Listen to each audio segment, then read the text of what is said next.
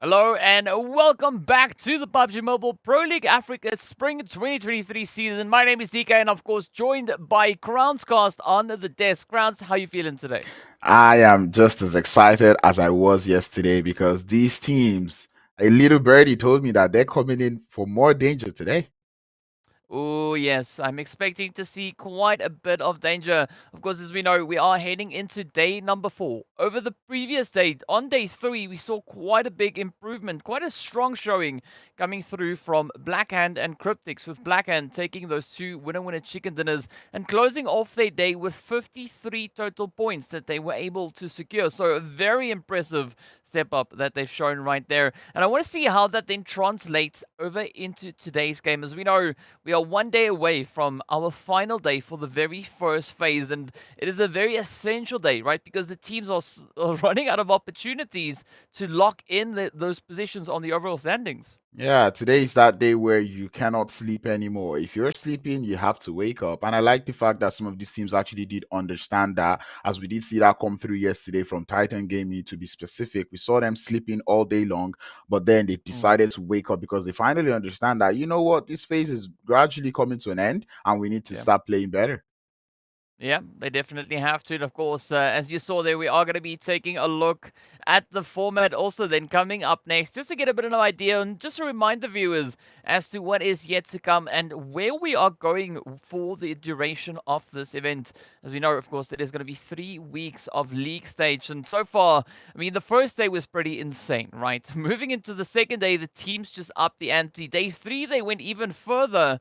And now I want to see what day 4 is going to bring on through. Of course, as we know, it is going to be day number 4 of 5. All 20 teams competing.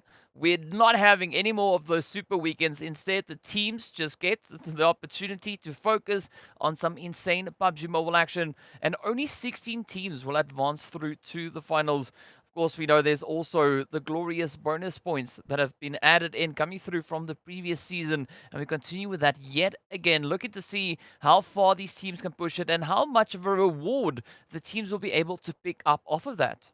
Yeah, exactly. And even speaking of these rewards, you have to start talking about that head starts that they get when we go into the next stages, right? When they go into that finals. And we said it, the highest points a team could gather going into the finals would be 80 points. And imagine having 80 points at the beginning of a finals. You know you're in for a long stretch. Yeah, I mean, we've not yet seen it happen in the Africa region, and I'm curious to see if that is going to be a potential for this season. Based on what we've seen so far from these teams, it's quite difficult to say really how it is going to play out. But of course, there's only one way to find out. We got to ride that storm all the way to the finish. But as we know, the bonus points being up for grabs, and the only way that the teams can ensure that they get a decent helping of those bonus points is through utilizing our point system. Now, we saw this change up going through into this 2023 season, changing from 15 points for first place to 10 points instead, and has enforced quite a bit of aggression now coming through as the teams really have to step up, because if you get taken out anywhere between 9th and 16th place, you're not awarded a single placement point, but you can still make up for that with those elimination points. Yeah, we're beginning to see teams actually rack up those eliminations. Teams that we would actually see be quiet, more strategic, now beginning to show those elimination part of them, which is something that I really enjoy to see because I mean we're out here for the aggression, right? We want the teams to show that when they come across any team, they're able to take them out. Yeah, definitely able to take them out. But of course, yeah, what you're also going to take out all those bonus points. And here is the distribution that first place unlocking themselves 20 points and 20th unlocking only 1 point. So either which way, regardless of where these teams place, they will be picking up bonus points. How much? We'll have to wait and see once we get to the end of the week. But as you've already pointed out, there will be 4 opportunities for that. Once at the end of every week, but also at the end of the league, right? The overall positioning of these teams within those league slots will also then award them a few additional points. So there's going to be a lot to work towards. And as we know, once the teams then have all those points, as you've also said, they will be taking them straight over in towards the finals. And as we now get ready to take a look at that prize pool as well, it will give us a bit of an idea as to what that prize pool distribution is, right? How the overall prize pool is broken down. Aside from the amazing cash rewards that we've got coming through into the finals, the teams also get their reward for this league stage, as well as the MVP and that $1,000 going towards the Vikendi rewards. Yeah, I tell you, and the points are spread out in a nicer manner than the prize pool because that prize pool distribution definitely reduces quite a bit as we go into the finals. $5,500 for the champions, and then second place reduces straight down to 3,500, and then it starts to reduce, from there on out. So I'm pretty sure all of these teams would be gunning for that spot when the time comes. But one thing that they would also be gunning for would be those Vikendi rewards because we all know there's bonus points coming through from Vikendi as we head into it. Yeah, and then we can see it as, of course, the Robin Hood, which is worth $200. The Look at My Style, which is $300. The One Man Army, the Viewer's Choice, as well as the Focus on Elims. But I'm really looking forward to that Viewer's Choice to see who the community chooses to get that $200. But of course, we've already been talking about this a bit, right? For the Look at My Style section, the most extraordinary knockout points. I mean, we've got the pan in there, we've got the vehicles, and as you also said, Africa really heavy with utility. So I think there are going to be quite a few teams looking to just capitalize on bringing in some points with nades. Yeah, exactly. And even when we start to talk about just those getting those points, we're beginning to see even some teams getting ready for this one-man army. I mean, we did see the likes of Icy and Old Boy yesterday showing us that they are capable of holding it up as a one-man squad, right? We also saw it too from many of these teams, and you can just tell that, you know what, maybe a couple of these players are already keeping it in mind that, when Vikendi comes, I know how to survive on my own. Mm. Yeah, and I mean, we'll have to wait until Sunday to see exactly who will be those teams to just own it up as they step over onto the glorious, glorious Vikendi. But I mean, things are just rolling forward. I mean, we're seeing quite a bit of a big build-up coming through here. And of course, let's take a quick look at that calendar as well. We are almost there. Sunday is just one day away. Then we're going to be having a bit of an opportunity here. See who's going to be wielding all those bolties, all of the crossbows, and just where all these spans are going to fly. Exactly. But while they're doing that, we're going to be seeing the teams do a lot of research. I like the fact that they have a couple of break days on Mondays and Thursdays. You get the time to go over what has happened in the previous week, get a little bit of rest, relax your thumbs, relax those indexes to get ready for the next day. But as we all know, there's only 4 days of rest, which means all of these teams need to re strategize, get new things ready as they head into the finals of the tournament. Yep, there's going to be a great opportunity for the teams to get those VOD reviews done and ensure that they've got all the necessary information before moving in. But I think there's going to be a lot of excitement coming through, right? We've seen the teams as they progress from the league stage into the finals, stepping up those performances. But we've also had it happen just in this week, right? A lot of teams rising to the occasion, like we've already mentioned, the players coming through from Black Hand. We did see CRYPTICS also stepping it up. You've also pointed out the players there from Titan Gaming coming to the realization just yesterday that they really need to step up because there's no opportunity to let anything pass you by. Exactly. And speaking of teams that need to step up, when I look at these participating teams and how they're grouped up in different groups, we know the group changes every week, but still, I'm keeping my eye particularly on Group C because Group C has Vampires and URUS, right? And we did see Vampires and URUS show us that they have a whole lot of unsettled business out there in Miramar. So, which means regardless of how it is unavoidable. So, I'm keeping my eye out on how all of these teams are going to maneuver their ways around the groups as the group continues to shuffle as we move from week to week. Yep, we'll definitely see how much shuffling there is going to be, and I think the shuffle, the new group selection coming through for week number 2, it's going to be quite the big call because, as we were talking about off camera a little bit, the teams have really gotten themselves into the rhythm of the opposing teams that they are competing against. Right, they know how to play against Group B, how to play against Group C, D, E, and A. So I want to see what that change is going to bring through as the teams will have to readapt yet again. Yeah, exactly. And many of these teams without adaptation, it's just beautiful. And when we talk about adaptation, I have to talk about Timeout Esports, who were actually showing us that they were able to adapt to the lobby. And the same thing can be said about Triple Esports too.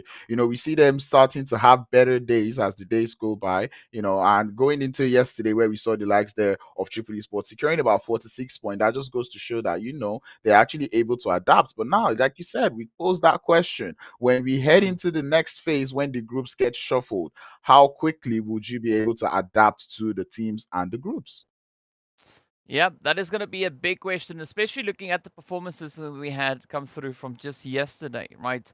There was a few teams that were having a pretty tough time at the office. I mean, Vampires only picking up 8 points for the day. URUS only picking up 6 points. RUKH only picking up 5 points. So I want to see what these teams are going to be doing today to combat that performance. Are they going to be looking to maybe change up their strategy, find a different approach?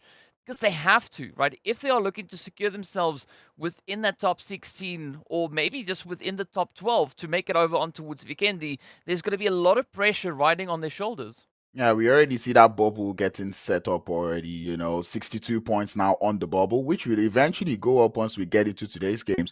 And one thing that I'm very curious to see is if we're going to start seeing, the bubble increase to something like 100 points. I think that is something that might be doable.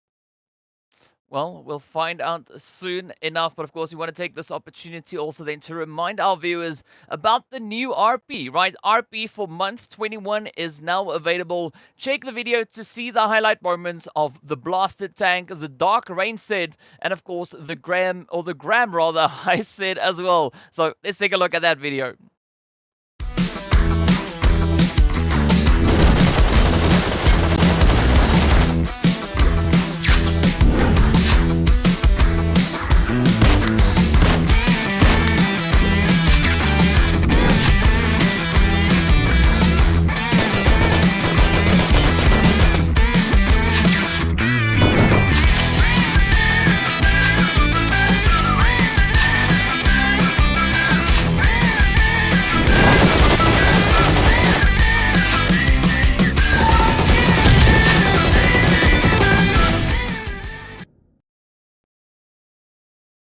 Grounds, I don't know about you, but that RP, those skins are looking pretty toasty. I mean, especially the one that came through on the tank itself. I mean, that looks really, really interesting. I mean, Blaster Tank, yeah, that definitely is quite something on there, of course. We also got to give a big shout out to our sponsor. So much love going out to Monster Energy, our official energy drink partner right here for the PUBG Mobile Pro Leagues. So, Grounds, what is your take on what we just saw for the RP there?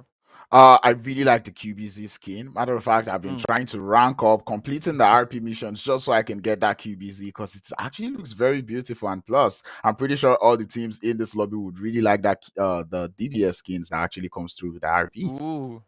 Yeah, seeing especially that we've been having so much utilization of that DBS coming out, I think it's only fitting to have that then come through. But of course, another thing that we need to take a look at is see what the overall rankings are coming into today, right? We need to figure out where these teams are, how much they need to do, and of course, coming up to it, RUKH Esports, as you've already said, right? They have a little bit of a lead, sitting on 123 points. But Blackhand, CRYPTICS, and Triple Esports, they could definitely look to catch up today. Yeah, definitely. We saw RUKH Esports show so much consistency yesterday. And I was saying this off camera. Like, these guys are averaging so many points a day. We're looking at 37 points per day on an average, right? If not even more, coming through from this team. I'm not even going to say we look forward to seeing if they can keep that consistency because we know with the way RUKH Esports has been playing this week, they're not a team that is going to back down. Yeah, they are definitely not going to be backing down at all. So all that will be left is to see what the teams are going to bring in today. And I'm expecting to see quite a bit of a shake as the teams now need to get their butts in gear. But taking a look at the second page, there's not that big of a drop-off. Moving from 8th place over in towards 9th. There's only 1 point currently separating those 2 points. So the entry moving into that first page is still very much achievable. But as we know, one of the goals for this week is to reach that top 12 because you get another opportunity to secure a little bit of extra cash participating over on Vikendi. So Blackjack only 1 point away from hitting that 12 slot. Definitely a doable play here. But even if we look at URUS, Virtual Gaming, squad, as well as the players in from the Mind Weapon, I mean, they could easily close that gap in one single match. Yeah, they're literally just like one good game away from actually getting into that top 12 position. Timeout Esports already finding a way to breach into that top 12.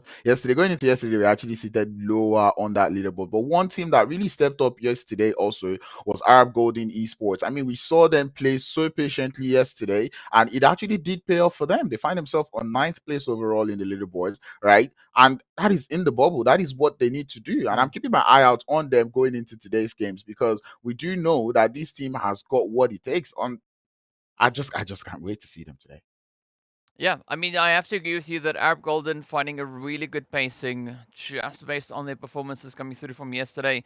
But as we also mentioned them before, I mean, Smash Team, they had a little bit of a tough run coming through yesterday, but also the day before, right? So on day number two, they only found 8 points. Yesterday, they found themselves 10 points. So they definitely need to find that rhythm that they had all the way back in day one and look to just build on that momentum because they've shown their capability, right? The same can be said about the Art Vampires and Mo Esports, but we want to see them now have confidence in that capability and just shake it up. Yeah, exactly. Especially for more esports, it does look like they've not really adapted to the lobby as we see them struggle most of the time, especially when they have to defend the compound that they find themselves in or any position that they ultimately find themselves in. So I think for more esports, it's just going to be more having to do with the adaptation. And, given that the groups switch every phase, more Mm. esports, they really have to up how they adapt to the lobby. Yeah, and I think it's of course also then the first time that we are seeing Mo Esports in the PMPL. So I believe that they are still very capable of making the necessary adjustments. And as we also pointed out earlier, this is only the first week, right? This is where teams are looking to just get a good, strong feel for what is to be expected, right? What the level of play is, and to what extent they need to try and push themselves to meet that quota, right? To meet that expectation and be a competitive team, right? Be a team that is going to be in the running to make it into a good positioning. Yeah, exactly. And we're keeping an eye out for more esports today as we see how they're going to do it. But man, speaking about that one, how are we going to be playing today? Yesterday, we did see Sanhok getting things off, but today we'll be starting off with Erangel. We'll move all the way to Miramar. Then we're going to have back-to-back Erangels coming through for game 3s and game 4. And then we'll be closing the whole day with Sanhok. Yeah, I think it's going to be quite exciting once we make it all the way to Sanhok. As of course, yesterday we kicked the day off with Sanhok, so there's going to be a little bit of heat, a little bit of pressure coming in for that last game. But a back-to-back Erangel, a triple dose of Erangel for the day, that is exactly what we need to see, what the teams are capable of and how they're going to be able to stretch their legs, maybe bring in a little bit of that flex as well. Yeah, exactly. And I'm looking at this, right? And I'm keeping my eye out on the teams here in Group A because today is going to be a Erangel heavy day for them as they wouldn't get to play that Sanhok. So if you're other teams in Group A, you really need to have your Erangels in check. I'm talking Arab Golden Esports, CRYPTICS, more Esports, and Wave Esports. They really need to have to check because as we see, Group A would be playing the first 4 games of the day, which includes the first 3 Erangel. So I'm really looking forward to Group A and seeing just how much points they can rack up before that final game of the day. Yep, we're definitely going to be keeping a very, very close eye on them.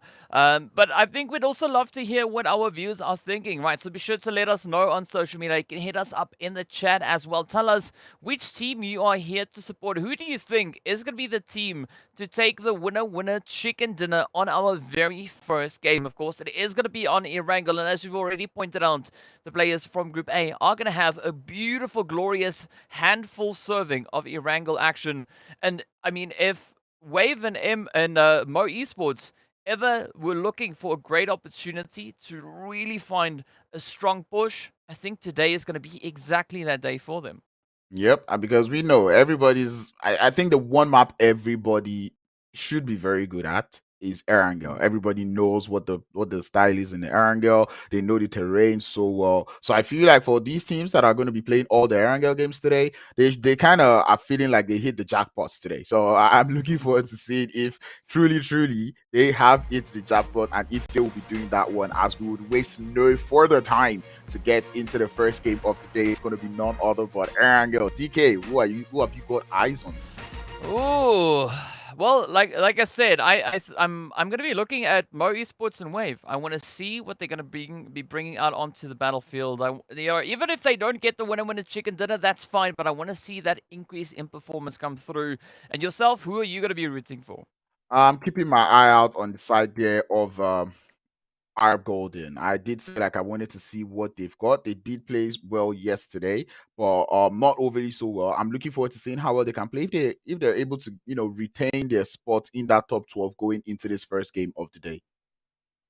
Well, let's see whether or not they are going to be able to satisfy all your expectations here today, as we can see our teams already starting to get a good spread going here. CRYPTICS, of course, going for the usual play. We are seeing the players there from Black Hand now opting back up into Witchers. Now, as we know by now, that is their spot, right? That is just where they go. And it's good to see that they're not having to fight with any opposition, right? There's no one really challenging them for that territory, especially now that it is within this very first zone.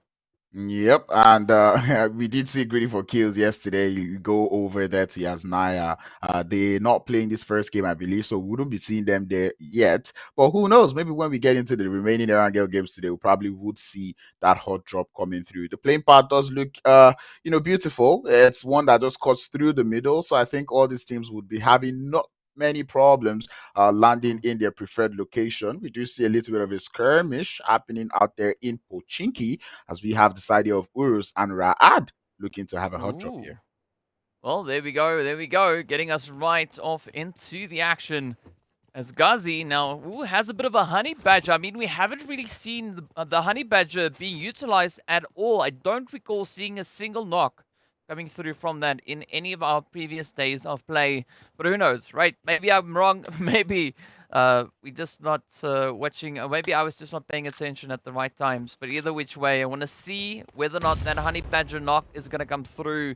And RUKH now, I like the positioning that they're playing with here, right? Keeping a very kind of condensed, close-up angle and having quite a few weapons pointing at the single target is far better than, trying to play a few different plays all towards different angles.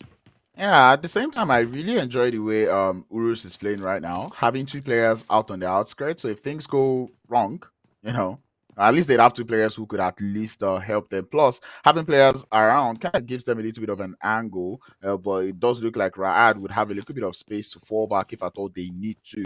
But it looks like RUKH, though, getting closer and closer as we can see these teams actually competing for those early eliminations. Oh, there we go, Rauf. Already coming through with a little bit of engagement here. Again, just waiting up on the rooftop.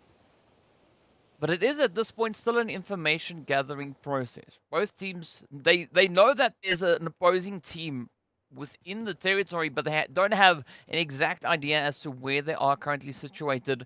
And now we can see RUKH slowly moving forward. I like that off-angle push coming through from Rami, trying to encircle, maybe flank around the players here from URUS.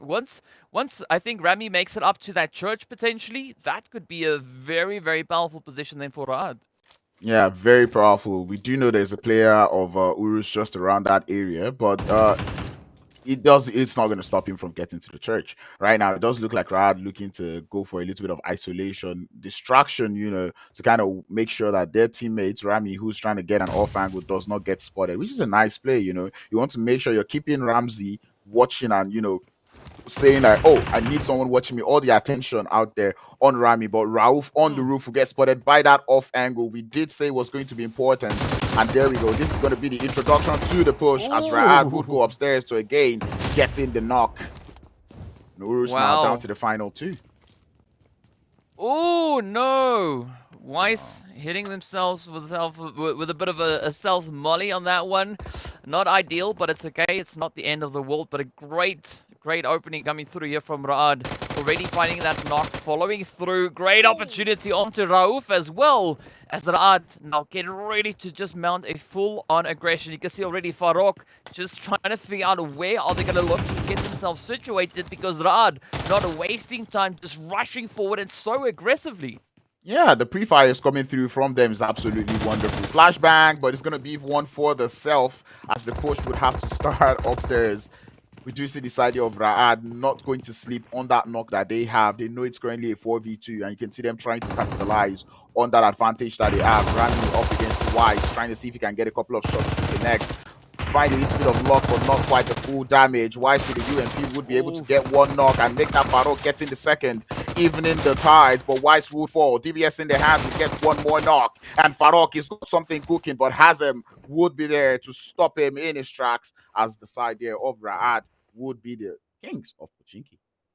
Yeah, well played coming through by Raad, and they did not lose a single player. Sure, it was a very risky play coming through right here at the end, but at the end of the day, Hazem held their own and were able to finish it off. So great start coming through, of course, as we now jump over onto Chesnaya. We can see the players here from Blackhand still going about their business. I'm curious to see that rotation from Blackjack coming through. We know they are currently situated just to the southeast of this position, but we've never really seen Blackjack step in towards Chesnaya looking to challenge Blackhand, and I think that's a very respectable play.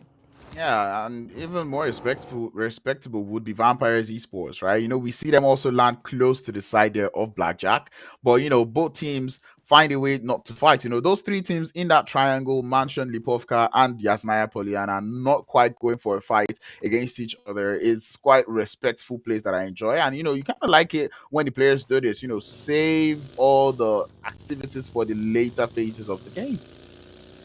Yeah, and as you said, it is a very respectable play indeed. But now we are going to be looking to see where our teams will be rotating towards. It does seem like Vampires are opting for a little bit more of a southern push here.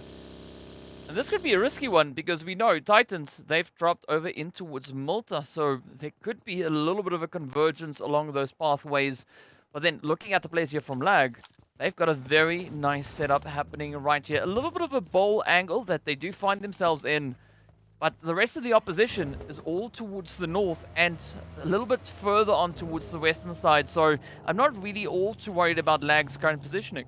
Yeah, I'm actually happy to see like esports now playing together. We saw them yesterday try to hold some deadly splits, which did not really help them. We saw them losing players one after the other to isolation push coming through from all of the other teams. And right now, seeing the players there from Lag Esports be together with themselves in one position makes me just feel confident that they've probably got something better coming into the games today.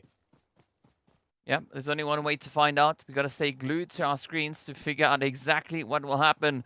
But in the meanwhile, App Golden playing a little bit of that elevation, but going for a 2-2 split.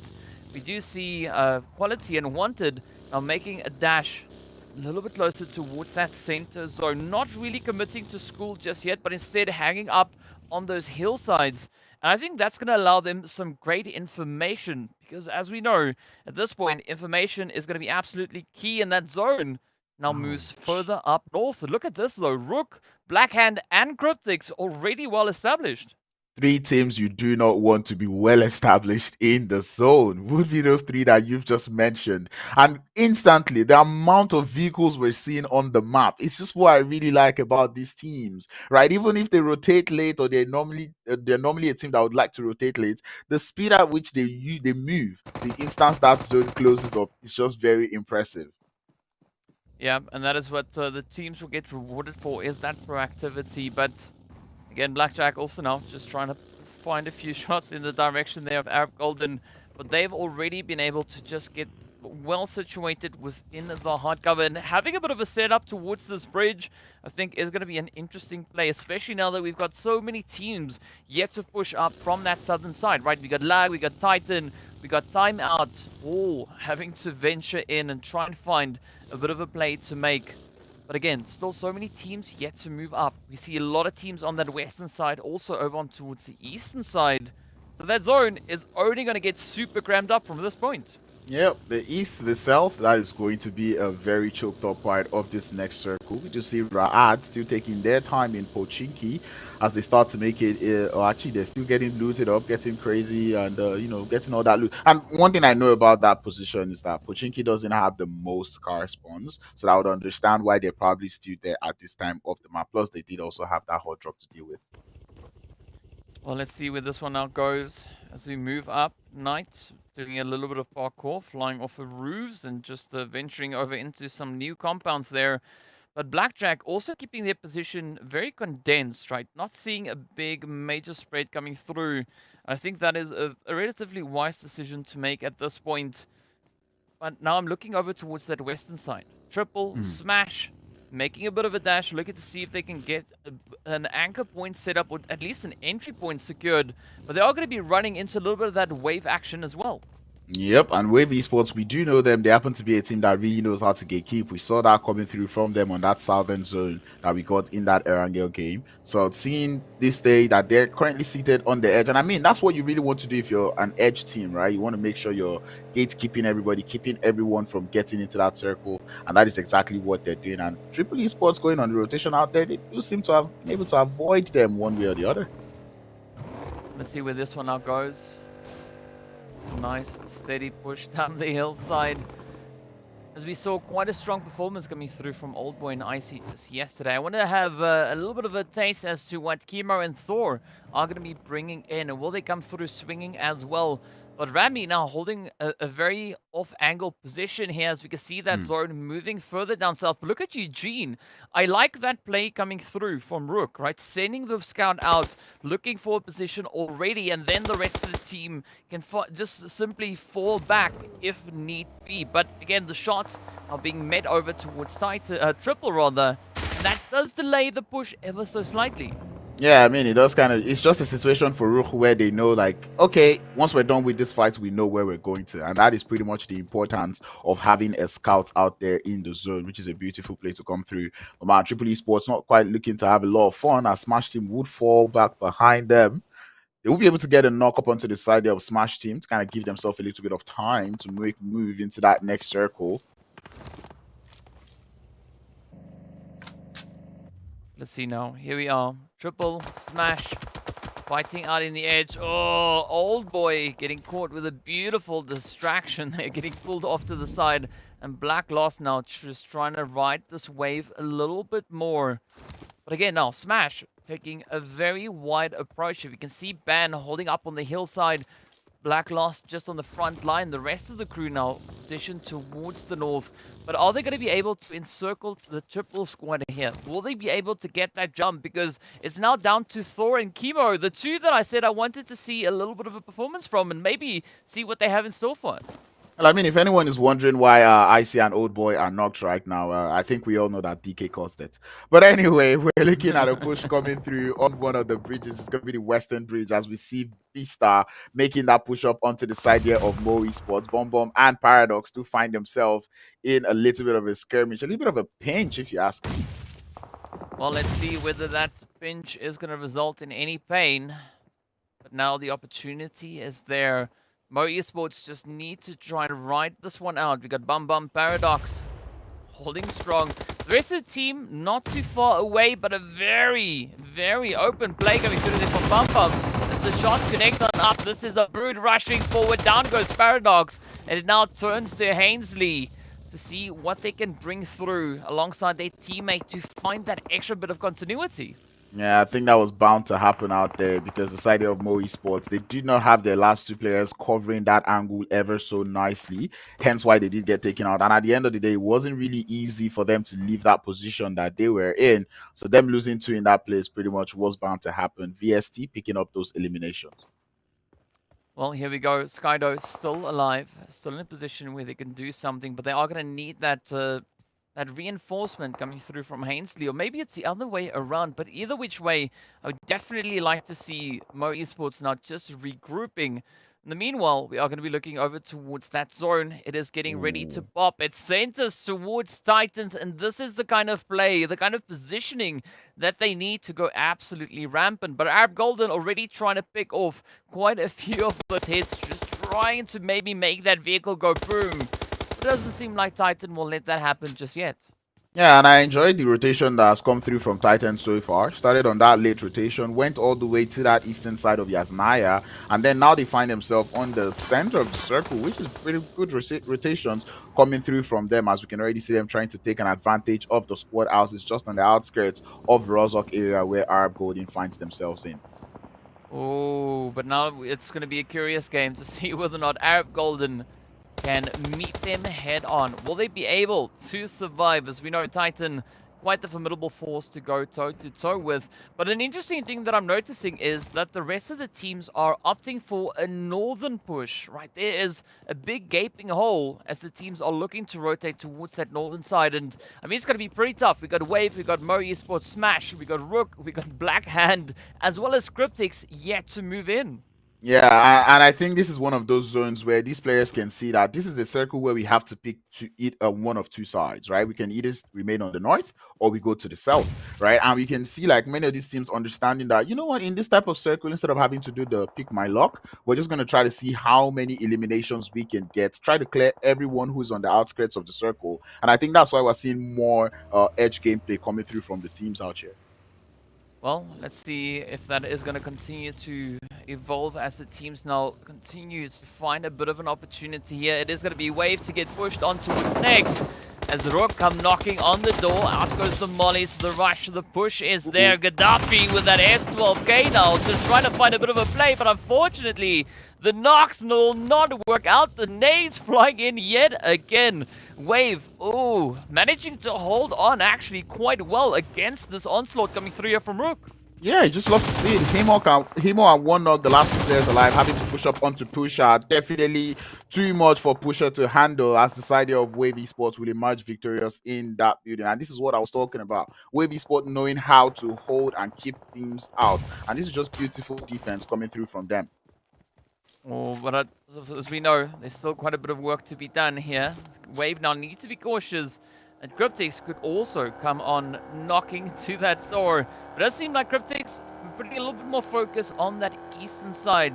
But again, it's a very risky rotation because we got Black Hand and the players from Vampire situated not too far away. Mo, yeah, very exposed, as we did see Hainsley and Skydo in a little bit of trouble. But speaking about trouble, it is going to be VISTA now finding themselves in a bit of a sticky situation here as Raad has applied quite a bit of pressure, but that nade could be the one to seal the fate for Raad. Unfortunately, not doing the necessary damage, but out comes again with yet another nade. Oh, finds that confirmation, and it's now riding solely on Bisq. Yeah, it's now a 1v1 between Bisq and again. A grenade to take down the AHP of again. Will take him down, but Bisq is still holding up quite strongly with the EBS. Will get felled by again. And Raad once again coming in clutch for the team. 6 eliminations for this guy. Yeah, that is them coming in clutch indeed. But we can see up in that center zone, things are looking pretty grim. It is going to be Mo Esports now reduced down to 1 as CRYPTICS also just came rushing forward. But if we jump over on towards this northwestern side, it's still going to be Smash and a Wave continuing on with a bit of an altercation here. Neither team really looking to disengage, and Smash now just trying to play the ridge, trying to reach across with those utilities, but the same thing happening on the side of Wave. Yep, the gatekeepers now fighting against each other. It's a battle of who can gatekeep the most. We do see the vehicles, and when we see players hop into that buggy, we know they're looking for information. We know they're looking for that run over. As we try to see, as we see the side here of Wave, try to move closer and closer to the side there of Smash team. Let's see whether or not they'll be able to reach all the way on through. Some really good positional, also rather good nade angles being thrown out here. We can see those smokes now being deployed as the teams, they need that extra little bit of hard cover just to get themselves patched up. But they got to be careful, because if they make too much noise, they could maybe draw in a few unwanted visitors. Fortunately, I don't really see anyone being all too close to them. We also then still have Raad and Timeout rather situated down on that southern edge. But here we go, Ban now pushing forward with the buggy, looking to see if they can find those few Wave players just sat on the opposite end. Yep, and you can just tell that there's a whole lot of information gathering because of that ridge line that both teams have in between them. It's hard to kind of tell where these players are and how you can actually approach this fight. Hence why we see them getting into the vehicles, but Ban will get taken out by the third party. Gaddafi understanding what is going on, but this is maybe too much vehicle action coming through from them as they have to go for that full send onto the side of Smash team. Elias now, he's got visitors as we see the shotgun in hand for Gaddafi looking for that knock. Sanzo trying to see if he can go for the defense. Hemo would fall for Wave Esports first, as Gaddafi now looking to go upstairs, trying to find that play, but the third party really imminent onto the side there of Smash team. Oh, and now it's all down to Black Lost. Up comes Gaddafi rushing right outside, trying to see if they can maybe pick them up, but instead the nade comes through, and that is the end of the road. Another team now getting sent backing down to the final 10 we go. But Black Hand opting for a 2-1-1 split. We can see Red Ox and Storm just slowly encroaching up on this Wizard Tower. Yeah, and I was going to say that speaking of teams that are keeping quiet a little bit, it is the side of Black Hand. So far, so good. They've only taken out the side there of Vampires, but then they're sitting on only 4 eliminations. But we see them on these 2-2 splits that we would usually see them on. And we know how dangerous this could be when we see the side of Black Hand on the split. Oh, look at MG just playing a little bit more of an aquatic approach and just trying to survive out in the open. Meanwhile, CRYPTICS, oh, they don't want to give up this bridge position. It's such an essential play, especially looking at where the zone currently is situated. But we are going to find out in the next few moments where the next phase will be taking us and whether or not these teams can continue to play along that bridge line. Look at the arrangement of the teams, Grounds. I mean, taking such a cautious approach, right? No one really want to getting away from that kind of edge positioning. Yeah, because like I said, it's a zone where you have to pick between 2 sides. If you overcommit early to the center of any of the sides, you're going to get taken out because there is no single cover. Seeing that there's 27 players still alive, it makes sense to see why there's so many players out there on the top and on the bottom of the bridge.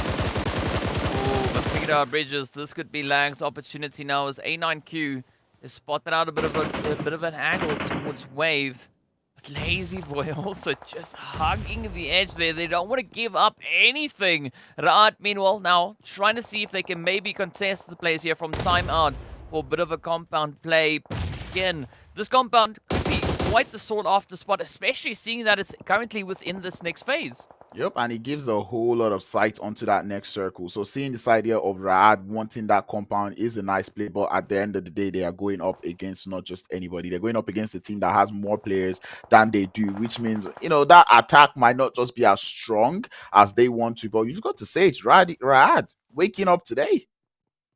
Yep, they've definitely woken up quite a bit, but here we go. Titans still holding on to that southern positioning. We've got Lag, CRYPTICS, and Blackjack still holding towards the bridge. But is Arab Golden now going to be able to reach in as they come knocking, trying to see if those nades can find the point? But Titans, they've sent out those smokes. They don't want anyone to get a clear line of sight. But here we go, Arab Golden pushing up. Want to apply an extra little bit of pressure, and it's going to be a very risky play, but it's just an absolute bombardment of utility all over the place. Yep, something that we never, not see in the African region out here. But Arab Golden being one of those patient teams, we've seen them play so patient all through the day, and now they've lost that patience as they go up for the push onto the side of Titans. One more player would fall, but the trade has been initiated. Wanted would also go down, but from the side would be Rugal to clear things up as Arab Golden emerge victorious. But man, the third party is onto their position right now, might be preventing that revive to come through up onto quality. I mean, that was quite an impressive push coming through from Arab. And here we go back to the bridge. Lag, CRYPTICS, both teams just trolling each other. They're looking to see who's going to be the next one to fall. I mean, but it's such a cautious play. 2 players coming through from CRYPTICS, a full squad from Lag. And now, Mexico wants to go fishing. Want to pick up a few of those trades out the drink. But timeout. Ooh, very bold move going through with a vehicle, but Rami sends that nade across. Yep, and that will reduce the side of timeouts to just 1 as the third party come through from the other side of the lake. And now our timeout did not play this one well. They get taken out, and the side here of RUKH would be so happy about this one. Already sitting on 11 elims. Where was this RUKH? And I was going to say this, are the side here of Black Hand aware of the amount of teams that are currently occupying that eastern bridge? I've been waiting for them to get to this position, and it does look like they finally would get to the bridge to start to find those players. I mean, that is going to be a very interesting play indeed to see what Black Hand will be able to spot out that bridge opportunity. But a very impressive sort of events coming through from RUKH, as you've pointed out. Already 11 eliminations to their name. And all they got to do now is just keep that consistency up, right? Just continue to build to this current momentum. But here we go. Wave trying to see if they can bring in a little bit of disruption as RUKH looking for that next entry point. They still have quite a bit of ground to cover before being secured into this next zone. Not just steady ground to cover, they have water to swim through. Man, look at Black Hands. They've been doing a whole lot of shooting. Koa out there running out of bullets in the backpack. It's kind of interesting to see. And right now, there's still 16 teams to go out. And I don't know, 32 bullets to take out 16 teams? Oh, sorry, 16 players? Maybe not doable. I was just about to say, I'm not seeing a full lobby. Are we looking at the same stuff Oh. in either which way? Up comes Black Hand. It is so funny to see MG still alive. I'm just riding it out in that drink. But here we go. Goa now getting into a little bit of an improved positioning. Continuing with that barrage on towards the art. Up comes the rush. Rami now out in the open and has to push straight into the river if they're looking to survive at least for an extra little bit longer. Wait, I can't be the only one saying this. Two players from the side here of Black Hand do not have any more bullets. I'm talking about Plaza and Koa. It kind of makes you just wonder what the plan is. They've taken out so many teams, or they've taken out so many players right now that I'm hoping they would have gone for a little bit of looting. But anyway, they are finally finding themselves on the bridge. I think it's time to send these players out, as we can already see them taking the shots. But speaking of players around the bridge, MG, that man is good at holding his breath. Oh yes, the master of breath control. But RUKH also now going to be looking to make a bit of a play here. Koa wants to see if they can open up a can of worms. But here we go. MG now has been spotted. And unfortunately, as you've already pointed out, right, Black Hand slowly starting to run out of ammunition. Some of them already having done so. It's going to be a very reserved approach. But there we go. Only a few shots needed to take down Rami. This is making your bullets count. But anyway, those fish in the water would come out and he would send CRYPTICS back into the lobby, as right now every bullet count. Every motion that you make is going to matter. The bridge is no longer in the circle, which means you either have to unlock your swimming skills or you have to get up onto that ground and take shots from pretty much every direction. But this is now that opportunity for Wave to really just capitalize and lay waste to anything they can see moving up ahead. But also looking at Black Hand, I think this is the opportune moment for them to apply the pressure on towards that bridge and not really let any of the two teams still sat there get an opportunity to move into this next phase. Yeah, but then you need bullets to do that, you know. And you know, having only two players on the squad right now who can start to take those shots out is where we start to see a little bit of challenging stuff for that team. But anyway, we can already see a little bit of trades coming in through. Take some of my bullets. You're a better shooter than I am. That is what we're seeing here from the side of Black Hand as they anticipate and wait for like Esports to make their motion into the circle. But Lag, they understand it's going to be a tough rotation to make, as we see them already beginning to take some shots onto the side here of Wave. But now I think it's time to go fishing. But 9 bullets, Plaza. Can you make those 9 bullets count? I mean, it's going to be tough. 7 of them go out. 2 left. You have to play this super sparingly. And I mean, I don't think I've ever seen it come to this, right? Players running out of ammunition. But MG definitely still has quite a bit in the tank as they sneak in a quick little knock there. But it's going to be Wave now coming under fire. I mean, they might not have all the ammo in the world, but they definitely still have quite a bit of utility left to use. As there we go, it is going to be Hemo down. Up comes the rush. 1 knock. Now just around the corner. Oh, and it is only 1 shot needed coming through from RUKH. Man, they are showing us that in PUBG Mobile, you do not need bullets only. You can use the utilities to the best of your advantage. But PJE, MG has been on fire, or maybe not on fire, but he's been on water or underwater, because that is definitely where he has been. And he's been playing spoiler, but can he stop the side of Black Hand from getting this chicken dinner? They know he has to be in the water. That man is going for the swim, and Storm would join him. Plaza's gotten the information. The play zone would claim MG, and that will be Black Hand. Started with the winner chicken dinner, the first one of the day. Heavy is their hand, and they have done it again. I mean, an absolutely insane performance. Black Hand running out of ammo and still being able to take that winner chicken dinner. I mean, what more could we have asked for? This is the most interesting chicken dinner I think I've ever seen in a game of PUBG. But of course, we got to give it there to MG as well, right? I think he should name himself to Aquaman, because that was the longest position underwater that I've seen yet. I tell you, and how he wasn't spotted, I have no idea. I think he just really made use of that buggy that he drove into the water, because he kept on using that buggy as a cover. And the side of CRYPTICS and Esports did not even spot him for 1 second. And ultimately, he was involved in taking them out of that game. But you've just got to admire it. Like you said with Black Hand, this was bullet counting at its finest. I mean, you're right. If you run out of ammo, maybe you should start throwing your weapon across the place and see what happens. I mean, it's just so interesting. Like, it doesn't make sense, right? There was so much carnage on the banks. They could have stepped up. They could have opened up one of those loot boxes and grabbed a little bit of additional ammo. But instead, you know, they were just like, you know what? We got what we need, and we'll make it work. And boy, did they make it work. I think the decision they decided to make was, you know what, let's not go for many bullets, let's go for more throwables, because we did see them start to use all those throwables very much going into that late phases of the circle. But in case you forgot what happened in that game, we've got the highlights here to show you exactly what just happened.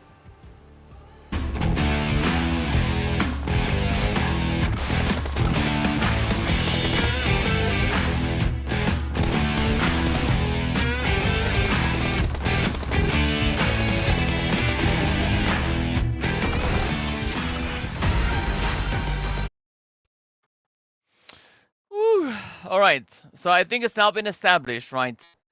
You don't need ammo to win the match.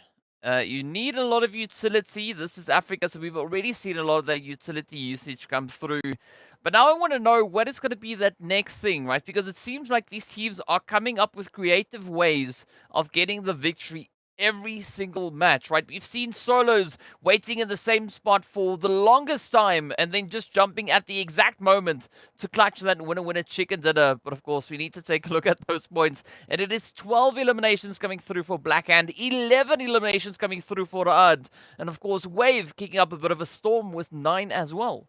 Yeah, and I'm so happy to see Raad do so well going into today. You know, there were question marks on them going into today. Raad, what's going on? This is one of the teams that was looking very strong from the Egyptian region. And, you know, them coming in today to show that this is what they've got. This is wonderful to see. Starting all the way with a beautiful defense that they were able to hold out there in Pochinki, and topping that up with good defense coming through to the end of the game. This was nice to see. Maybe not the best of placement points, but those elimination points definitely worked out for them. Well, we were curious to see whether or not RUKH is going to be bouncing back, and I think it's safe to say that the answer to that rather is yes, right? RUKH really bringing in a strong start to the action here today, but a very exciting game number 1. It is now time for us to, of course, move over into that second page to see what these points look like, right? It is starting off on 3, slowly making its way down, but it's been a pretty tough run for Mo, Triple, and URUS. Yeah, and there's something about Arab Golden Esports on 9th position, because they're 9th on the overall ranking, and now they're 9th going into this game. You guys need to let go of that position. But once again, we see Titan not quite grabbing the best or the most of points starting the day. Are we about to see a yes today again? I hope not, right? I want to see Titans bounce up. If we saw a bit of a push come through from RUKH, we want to see something come through from Titans. So maybe that could be around the corner. We know they are a team that is very capable of pulling off a move like that. And in fact, just doubling down on so much aggression. But is that going to be the opportunity moving into our game number 2? As we know, match number 2 is going to be over on towards Miramar. So that could be exactly the recipe they need. Yep, exactly. And Miramar being that map that brings the heat, you know, definitely these teams need to start cranking it up. And yesterday, we did see the first game of the day, the zone closed up, you know, and that kind of sets the pace for the next 2 games that followed afterwards, right? Now, today's first game being that game, now it's been set. I think we're looking forward to a Miramar that is going to show more madness than it normally would do. Oh, I definitely hope so. But of course, on that, while we wait for Miramar, we are going to be taking a very quick break. So be sure to stay tuned. We'll see you guys right back afterwards.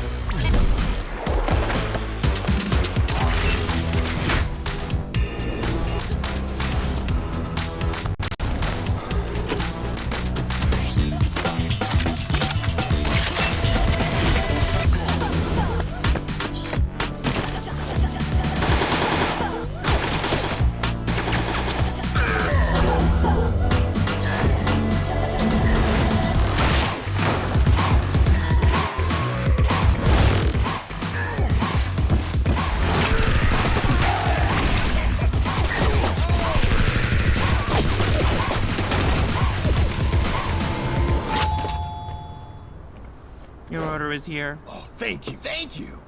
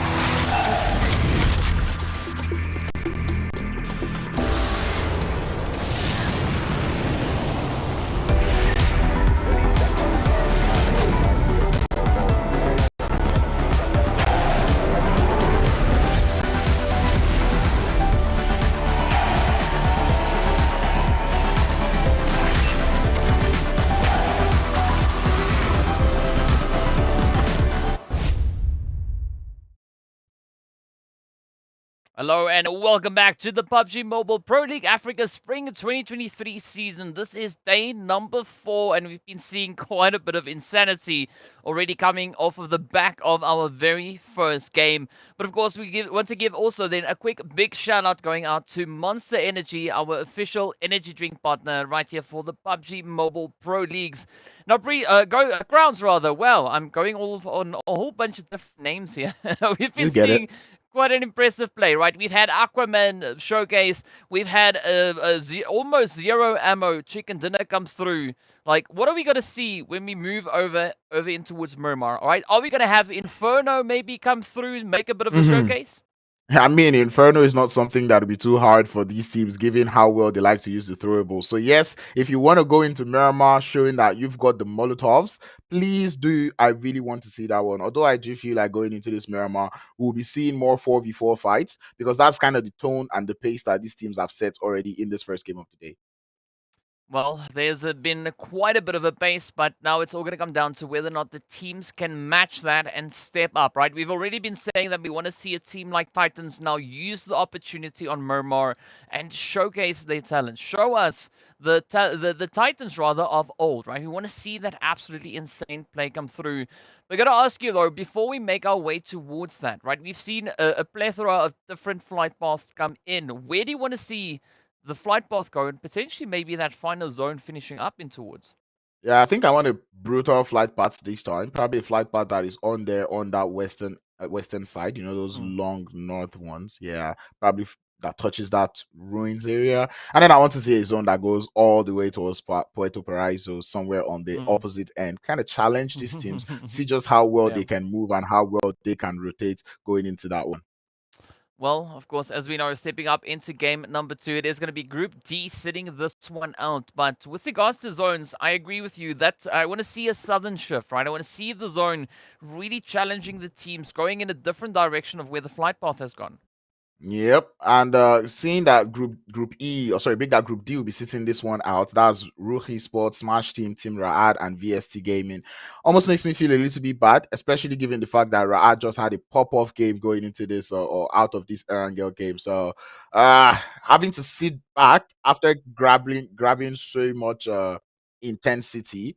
It's kind of not what I want for Raad Esports. I want them to continue with that momentum that they've gathered. Yeah, I think continue on with momentum would definitely be a good opportunity, and we've seen quite a few teams having great success with pushing forward with that momentum. I mean, yesterday we did see Blackhand picking up the winner chicken dinner on the first Erangel and on the first Miramar, so it definitely shows that the capability is there, right? The opportunity is available, but who's going to find it? So Blackhand already showing us what they can do. I mean, we've got only one Miramar today, so there's no opportunity for a follow-up case. So you're going to see what the teams are willing to make happen right there in the desert. Back-to-back Blackhand? Ooh. That's maybe a bit risky. I don't know. Yeah, maybe a bit risky. I'm keeping my eye out to see if the curse that we are looking at is probably going to start. We did see Blackhand yesterday when they won their winner chicken dinner. The next game they went out early, and the next game was a Miramar game, and now they've won the first game in Erangel. Now they're going over to Miramar. Are they going to hit the same fate? Is that new curse going to be a thing now or not? Although I am keeping my eye out there for the side of Titan, though. Like you said, they're actually a very strong force in Miramar, and I'm looking forward to seeing what they can do in this game. Well, it is time for us to find out exactly what that will be. We are going to be starting over on that eastern side and making our way all the way down towards Los Higos. So not exactly the northern flight path that you were asking for, but let's see, maybe there could still be a little bit of a shake-up coming through. Yeah, we'd already see that live ranking out there on the left with Black Hand finding their way to the top, 2 points just ahead of the side of RUKH Esports. And you can just see like that top 6, those teams trying to keep the consistency. And I'm saying that because even GREEDYFORKILLS, we see them, reducing on the leaderboards, but still they're able to still maintain that 6th place position. Yeah, that is definitely, well, them just saying true to their name, and yet another opportunity for them to try and double down and get even more eliminations secured. But again, the spreads continue to push through. We can see Greedy heading in the direction pretty close there towards Chumacera. But it doesn't seem like there's going to be too much of opposition really following them towards that. Meanwhile, look at the players there from the World of Battle. You can see a little bit of that vampire action following up behind them. There we go. The zone is going to be centering up, well, kind of on the middle of nowhere. Oh, the zone that I liked, the Puerto Paraiso zone, definitely what we're getting. Play path did fall my hand, but the zone will not. I'm very curious to see what Virtual Gaming Squad and URUS, so actually maybe Vampire Esports and URUS were going to do going into this game, given that San Martin was not close to the flight path. But it looks like when it's not close, they do have their secondary drops, and it's good to see both teams not in any drop spots nor close to each other starting this Miramar game. Well, that is the kind of drop that you want, right? The completely uncontested play. And it's also good to see that we're not really having too much of an upset, even though the teams now have to go find a bit of an alternative location. Picado could maybe turn into a little bit of a heated spot, as we've got Vortex right here from MEA Esports now just over on towards that western side. But I wonder where the rest of the team is. Have they taken a completely different approach? Because I think, especially with this kind of zone, MEA Esports, who usually take a very spread out play, I think a more condensed approach would really bode them much better this time.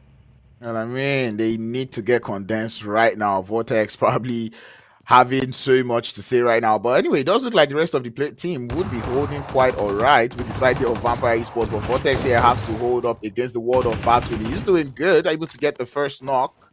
Well, actually, no, he does get knocked by the World of Battle, as the side of MEA Esports now have to continue the rest of this game with only 3 players. Yeah, they just need to find more momentum, and that is going to be what could be working for them. But Bum about to get rushed already, finding that first little hit come in, as we saw one of the vampires fell in the way. But now it is D3S and Stop, and they're not going to be that kind. They're just going to apply all the pressure they want to get this knock and avenge their teammate. But Stop finding a bit of an opportunity on towards Bum. And this is now where MEA Esports again needs to bring in those reinforcements. Having these isolated plays not really working out for them. And this is something that we saw yesterday from Lag Esports, and we spoke about it. You do not want to be going on these very long splits where you cannot cover your teammates. Because, I mean, even if Hansley were to start moving towards this position, he still wouldn't have gotten there in time. MEA Esports now losing 2 players on that very long split that we don't even understand ourselves. Yeah, I mean, it seems to be a 2-1-1 approach that they were looking to take here. At least that is it. That is what it could have been, because we got Paradox and Hansley now situated right there alongside each other, and I want to see them now work as a squad, work as that duo, push forward, and maybe they could succeed in finding even more points. But of course, one of the teams that we're also talking about is Titan Gaming. We can see them going into the usual drop location, right up in towards Val del Mar. And they are super comfortable with dropping this far away from the zone, right? They are not even going to be phased. They'll just casually just stroll on back into the zone. Yeah, the patience that comes through from them out here in Miramar is something I really admire. I mean, yesterday we saw them have that freedom to rotate around in Miramar, given that the whole southern edge was free for them. But this time, they do have a whole lot of teams in their rotation path. So I'm looking forward to seeing how well Titan will play in this one. But we do know them. They're a team that come rain, come shine, they will take anybody out on their rotations. Yeah, they definitely would. So let's see. Maybe they could find a few unlucky victims just waiting up ahead. But we're also seeing a little bit of a divergence of teams heading towards that eastern side of Los Leones, right? We got Arab Gold in there, we've got Wave, we've got Blackjack, all just looking to see what they can make happen here.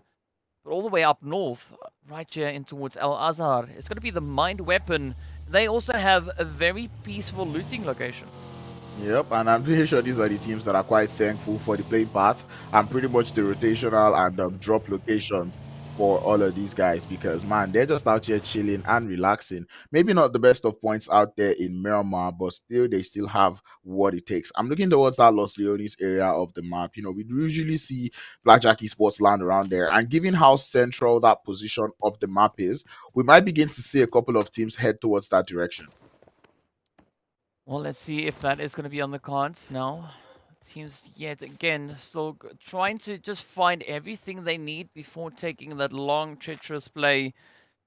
But I'm especially going to be looking towards a northern position, right? Maybe towards Minas Generales, something within that vicinity, because we got a Black Hand, we got Timeout, as well as the Mind Weapon and a Virtual Gaming Squad that are looking for that next spot to call home. Well, at least for the next phase. But looking at Timeout, they need to get their butts moving, because as we know, the blue zone is no one's friend. Yep, definitely no one's friend. Timeout did get favored by the play zone, or by the play zone yesterday a lot.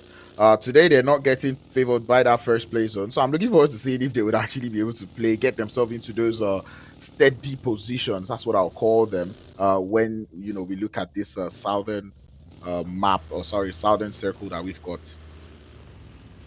Right, so here we go. Blackjack's moving in. Got a little bit of that CRYPTICS action just up on the ridge alongside them. But it doesn't seem like they are going to be encountering each other, at least not for the time being, as they continue with a nice steady push. And I mean, Lazy Boy, that is an interesting spot, just very isolated. And I guess Lazy Boy probably just moved out to get that kind of anchor point set up for the rest of the team now to just move on through. Yeah, and it's a pretty interesting split coming through from CRYPTICS. We did see them lose players here earlier. No, sorry, make that yesterday around this area. So I'm looking forward to seeing how they'll play this time. Yesterday they were really spread out, hence why they started losing players. But today they are looking to play a bit more condensed, which is something that we always enjoy to see. And this is why we say the VODs, right? You go back, you check what mistakes you make, and then you start to find mitigation strategies for all of those risks that you have. Yeah, it is going to be quite important to find those strats, but let's see who's done their homework. Triple, for the time being, at least being very uncontested, right? They are just able to hold up in towards Puerto, sit back, relax, enjoy the scenery, and will continue to do so, as the next zone is not going to be too aggressive with regards to their current positioning, but is now moved up in towards Los Leones, and this is where I want to see who's going to be taking those hillsides, because as we know, Los Leones, especially towards the eastern edge, whoever capitalizes on that elevation stands a really good chance to have a phenomenal run when it comes to, those later few stages. Yeah, especially if the later few stages now happens to go into the city. When we start to see this Los Leones city finishes, it becomes very tricky to play in it, whereby getting in there becomes a problem. And if you're on the hills that are around Los Leones, you get to have a lot of information before you actually get into the circle, right? Or before you get into Los Leones itself. So if you're able to know who's standing on which one of the uncompleted buildings, or who's on any structure, you kind of know the path that you take, provided you have a city finish. Well, let's see where that will go. In the meanwhile, there's going to be URUS now trying to make a bit of a play, moving up in towards those compounds. And Wave also in a very interesting spot right here. Again, playing that elevation, those high positionings. But I think at this point it could still go either which way, right? Either to Wave or to URUS, because both teams have a bit of an advantage playing from their current positioning here. And it's going to be down to those fastest fingers first, right? It's all about spotting the opportunity and just looking to capitalize. Yeah, but then it's kind of hard for the side of URUS now, because regardless of how many knocks, or maybe if they're able to get like 2 knocks simultaneously, but if they keep getting 1 knock up onto the side there of Wavy Sport, you see what I did there? But anyway, if they keep getting those knocks, it's very hard for them to push up that hill, given the elevation advantage that the side there of Wavy Sports have. Want to see where it goes. Meanwhile, B6 will get spotted on out. CRYPTICS might be very spread out, but that is not going to deter them from looking to lay down the law. Up comes Teak with a bit of a nade. Could find the opportunity on towards Senke now, but unfortunately Senke being a little bit too far away. Up comes Marshall with a very sneaky approach as well. Looking to see if they can find P6. And both teams here playing a very different strategy. I've never really seen either of these teams take such a assassin-ish kind of approach to the action. But now it's going to be P6 having to face off against at least Lazy Boy and Marshall as they come knocking on the door. P6 trying to stall for as long as possible as he awaits the cavalry for his team. Axa would find that knock up onto Senke, hoping to destabilize the side there of CRYPTICS, as CRYPTICS will lose yet another nade downstairs. Would do a little bit of damage as the side there of CRYPTICS now looking to just have to rely on Lazy Boy to hold down the tide. Oh, and that is a pretty tall order, but now it is going to be El Chapo also looking to just bring in a little bit of reinforcement. But instead, I think, no wait, El Chapo has moved elsewhere. You can see El Chapo all the way up on that hillside. So I think Lazy Boy's time is pretty limited right here in Miramar, especially with a full force of Titans now getting ready to move on in. But here we go, that rush is about to come on through. Crazy Boy now venturing downstairs, a very risky approach, and there we go, the DBS comes in clutch again. Man, at this point, CRYPTICS, I'm getting concerned. Because this is pretty much a similar way they got taken out yesterday, We saw them go on the split, and by the time one of their players started getting engaged, they did not quite form up on time. I mean, look at how much time El Chapo had to actually form up on his team. Well, he didn't actually get there on time just because of how wide and the terrain that they currently find themselves in. So I think playing a little bit more condensed right now would work. But on the other hand, it's Titans we're talking about. We did say it. Come rain, come sun. If anyone is in their rotational path, they will gladly take them out. Yep, that is 100% correct. And here we go. Another opportunity being presented to them as Greedy also then comes rushing on forward. Axa with a little bit of the cautionary hit coming through there, just trying to ward off that initial push. Trying to reach in, gets distracted, and Teak then gets the jump. Up comes the rest of GREEDYFORKILLS, but where are they going to be able to move towards as they now have to try and maybe fall back? Yeah, because they did not just lose any player, they lost Zoxy, right? And that is one of the strongest fraggers for that team. They do look to still want to take a little bit of that engagement with Fevo, just trying to see if he can lay a couple of nades to, probably tell the guys from Titans to fall back a little bit. But GREEDYFORKILLS, I think Zoxy got a little too greedy, looking for that knock, and he did get taken out there. Yeah, it did seem like Zoxy got a little bit too tunnel visioned on that initial approach. But again, right, looking at the southern positioning, there's so many opportunities that could come through here. We've got GREEDYFORKILLS now trying to find that next best place to move towards. But with the World of Battle just hanging in the wing, this could again put the players here from Greedy in a very compromised and challenging position.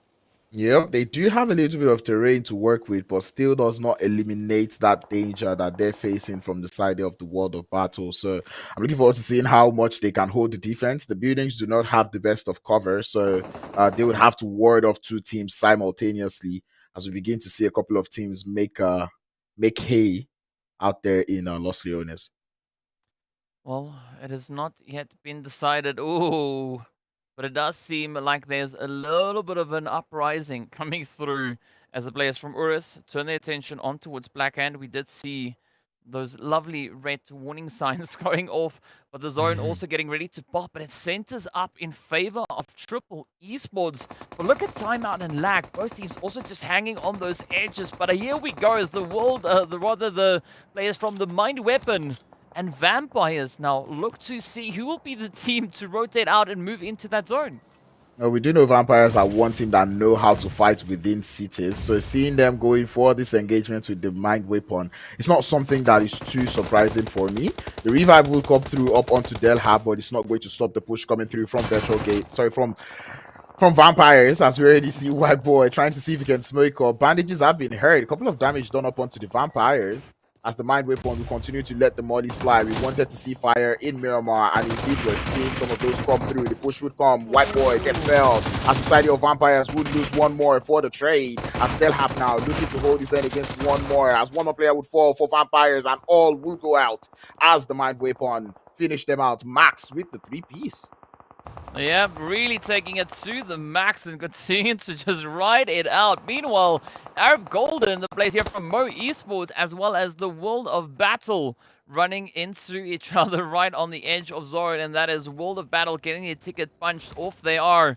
But Mo Esports now having a bit of an opportunity here. They can maybe try and bounce back, as we know it's only Hainsley and Paradox, but they are looking to just stick to the edge. Meanwhile, Titans, they're not going to wait around. They'll just apply all the pressure they can muster and move through as a full force. And Arab Golden might have bitten off a little bit more than they can chew here. Definitely more than they can chew, because the Titans are awake. T comes in, gets the knock, will get the instant flush to follow through as the Titans look to dominate on this western edge of the circle. And this is what happens when you give the Titans so much space. We saw them having so much space out there on the south that they left that south to start to focus on teams out here on the west. And Arab Golden, we did see Arab Golden take them out in Erangel, and right now it looks like the Titans want to even the scores. Oh, yep. It looks like they are coming in with a bit of a vengeance. B6 pops it through. There we go. Teak now. Oh, having a bit of difficulty as Quality now just assures that hit. But there we have it. It is the end as Arab Golden fall to 0. Down goes Mo Esports, as well as Titans are not going to be stopping there. But of course, they've had a bit of a helping hand coming through from the mind weapon. Titans definitely thankful for that. They would have 3 players left to go on with this game, but 9 eliminations. You can tell Miramar is their home, and they're looking to capitalize out here. El Chapo, though, looking for that smart position, but it's not going to work too much, especially when you've got Gaddafi on the top of the hill. He will get taken out, and that'll be bye-bye CRYPTICS for the time being. Oh, yep. A very, very unfortunate play coming through for CRYPTICS here, but now we still have Wave left up in the north, taking a very interesting approach. You've got 2 players hunkered down on top of the building with Petrox and Gaddafi now trying to get a bit of a flank going here. And I'm curious to see what Gaddafi is going to be doing, because if they are able to utilize that positioning, I mean, that could be exactly what they need to take down the mind weapon. Yeah, it's a pretty interesting spread, and Gaddafi has one job right now. Maybe his number 1 priority right now is to not get knocked, because if he does get knocked, every advantage that this idea of Wave Esports has goes down the bush. The zone would go down to the southeast, Triple Esports, looking to enjoy most of that zone advantage right now. Same thing can be said about Lag, as they were able to take out the side there of Timeout, who were just out there on their outskirts. So it's pretty much good positioning coming through from both those teams. Blackjack being very quiet on the south, and I look forward to seeing just how long they want to stay quiet for going into the later phases of this game. Well, we'll find out in due course as they now continue to move all about. And yeah, as you said, right, a very, very quiet position down on that southern side.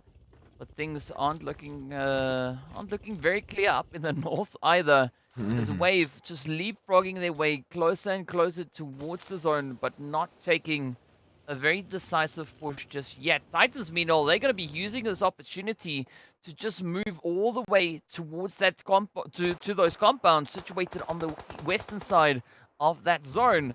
But here we go, up in the north. Wave. Oh, they come flying in on Plaza. No way they don't see him. Oh, they're trolling now. They know he's there. No, come on. They know he's there. Oh, come on. That would have been so interesting if he clutched that out. Yeah. I mean, but that was maybe there was a smoke that we just didn't see or something happened. But either which way, a very, very interesting sort of events. But here we go, Wave now still continuing onwards as they still see URUS up ahead, and Hemo trying to find a little bit of a play over on towards Weiss. Yep. And Urus, though, it's fun to see Urus actually surviving this long. You know, seeing that this is what Urus can actually do if they do not go out early on in the game. But anyway, it's an interesting position, like I said earlier, that is being held by the side of Triple Esport. Urus, though, looking to capitalize fully on that eastern side of the circle. It's nice to see them holding that 2-2 split on there.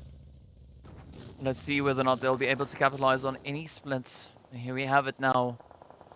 Or it's not going to be budging. Wave trying to figure out what approach to take next. I'm curious to see at what point the Mind Weapon are going to be taking the plunge and committing forward, because Max has got that position set up.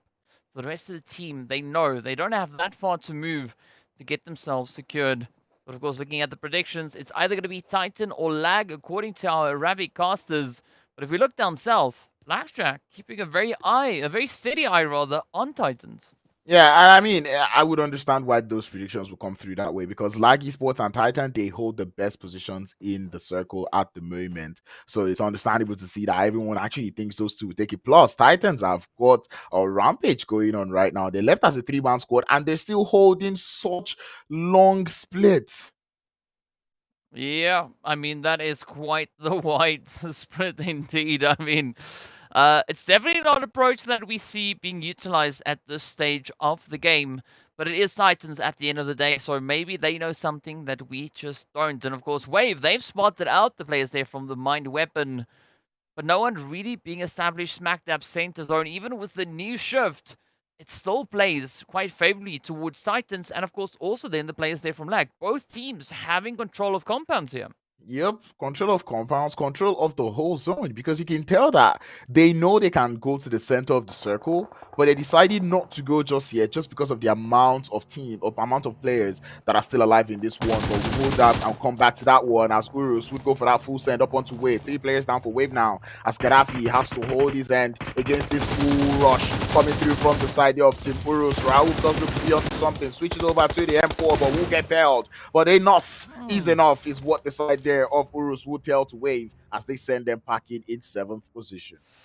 Yeah, it's great to see Urus now looking to make a bit of a comeback here. We saw a really strong performance from them coming through in day number 1. I mean, day 2, day 3, especially day 3, we didn't see all that much really coming through from them. But maybe this is the start of something great now for Urus moving into day number 4. And I hope they see the way they've played this, and you know, going into tomorrow where we might have more Miramar games, they should know how they're gonna play. Avoid that earlier drop, and you would have just a good game on your hands. Yeah, definitely a good opportunity indeed. But let's see Lag not trying to make a bit of a long-range hit. Urus also spotting a bit of an opportunity, but not fully committing. And I like this position actually coming through from Urus. I mean, White has got that, their toes just dipped in the zone. The rest of the team can move in behind them.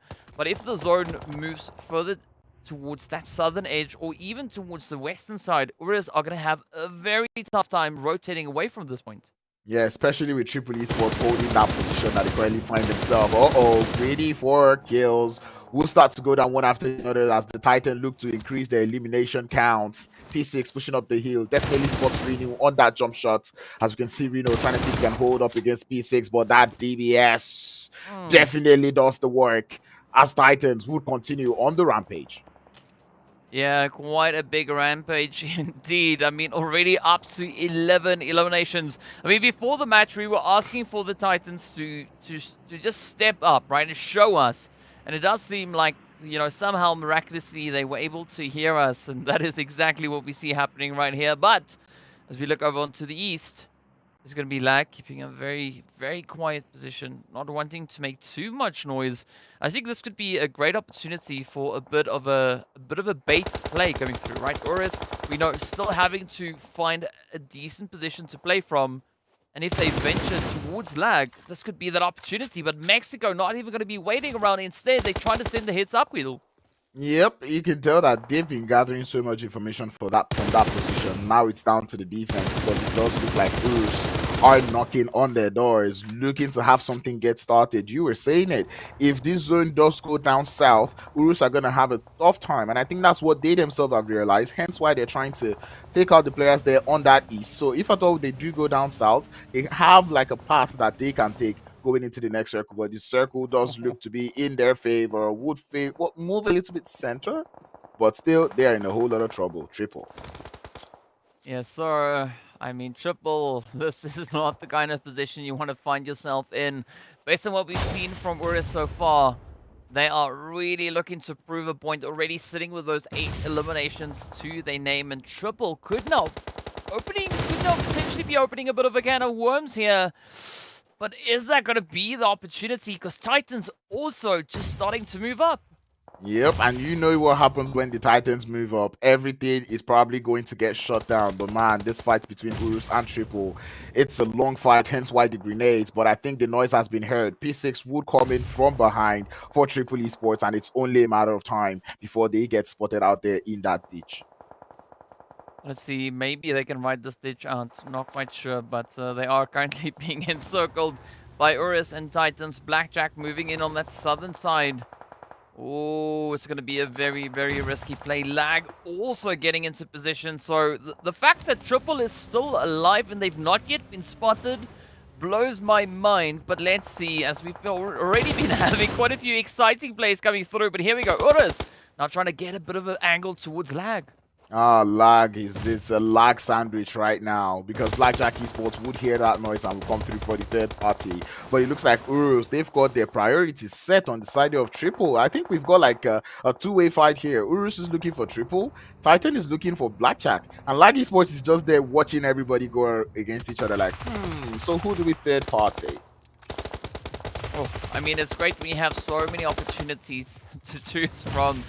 But I think it's going to be super nerve-wracking all at the same time. Meanwhile, URUS, trying to make that stand. Not yet secured within the zone. The blue zone is going to be nipping at their heels, so they have to find that approach. But P6 with that beautiful vantage point up high could spell quite a bit of trouble. Meanwhile, it's going to be Mexico now finding the players there from Triple, as Icy has been found out. It all now turns down to Old Boy. Yep. Last player to survive for his team. Lag Esports will take their engagements from URUS Esports in quite fashionable manner as they find themselves the instant advantage. 2 players down for URUS as the push has to continue, but Mexico would go down. NIQ from the side, but Weiss is just OP to take him out. 5 eliminations, but 3 revives need to come up onto the side here of URUS. I mean, that DBS is just such an insane weapon. But URUS now having to quickly patch themselves up. They're not out of the woods just yet. And Blackjack now swinging in on the side. A great third-party opportunity for them here. But it doesn't seem like URUS want to fall victim to that. And you can't really blame them. But up comes the molly. Super, super close. Rauf, Weiss just trying to get themselves out of harm's way. And they could maybe need a little bit of a pick-me-up here. Yeah, pick me up, me first, and I hope the comms are just as calm. But Blackjack Esports would start the push. Habodi coming in from the side, would get 1, but cannot get 2 as he will fall. Ramsey will be the last player left, but not too much HP to speak home about. And Phoenix with that grenade might just be the damage dealer as he looks to seal the damage onto the side here of Team URUS. Well, fortunately, it does overshoot and not really finding its way in. Meanwhile, it is the end of the road for Triple Esports, getting sent out in 4th place. Down to the final 3 teams. It is a 3v1, maybe 2 now. But look at this. URUS not going to be backing off of the fight just yet. Instead, trying to assert themselves, but the shots connect on through, and that is Titans just absolutely obliterating them. 13 eliminations up onto the Titans. Yesterday, we saw Blackjack Esports be the team to stand in between them and the winner chicken dinner. Would Blackjack be that team once again? As we see them trying to grab those revives, Titans will lose 1 more intake, but it's not going to stop them. Puncher wants to go for the revives, but man, P6, he has such a paramount position in the circle. Oh, let's see. Is they going to come in clutch, though? I mean, Titans just looking absolutely phenomenal right here. But Andre, as we saw, Mr. Aquaman, not one to discount at this point. But P6 getting quite a bit of attention being shown in their directions. The shots come driving on through. The Blackjack need to find that next approach. They need to find the angles if they're looking to take down the side of Titans. And of course, Titans reduced down to 3-piece. So Blackjack definitely having the numbers advantage. But Titan, they have the elevation working in their favor. And now this could be it all turning on its head. As the shots connect on through, it is down to Teak and Puncher, the two remaining hopefuls for the side of Titan. But Blackjack holding on strong and looking so relentless. Grenade onto Zeke would slow them down a little bit as Hamodi and MG looking to come in from that right-hand side for Titans with the grenades. They'll be doing so much work. Phoenix is still down for the side there of Blackjack Esports as more grenades will begin to land. Zeke would also go down to the grenades. And this is what we love to see, the grenades in action. And Titan Gaming able to even the tides now, as it's now a 2v2. Make that a 2v1 probably, because that nade would connect up onto empty and another nade to finish things up. Titans, they are awake. Miramar is their map. Yeah, we said this before, right? Titans being a very strong team when it comes to Miramar, and they did not disappoint. I mean, overcoming the odds. They looked like they were finding themselves in a very sticky situation, but they just rode it out. It clutched it tight, and with that, secured themselves that glorious winner chicken dinner. But of course, Crowns, I mean, we've been waiting for a team that secures over 15 points in the eliminations to also unlock that winner chicken dinner, and Titans now did it. 17 elim chicken dinner, the highest one that we've seen so far in this season of PMPL. Yep, and it's going to be pretty hard to beat. You know, we put the challenge out there yesterday. Who is going to do it? And the Titans are like, you just woke us up. We'll do it on our favorite map of Miramar. DK, 2 games in a row now where we're seeing throwables be used more than you know, the weapons. I guess the teams are just warming themselves up for Vikendi, right? I guess that's what's happening, right? They know winter is coming. They need to prep themselves and already getting a little bit of that practice in to see what they will be able to do once Vikendi comes around. But I gotta say, a super exciting action coming through in game number 2. Let's take a look at a few of the highlights.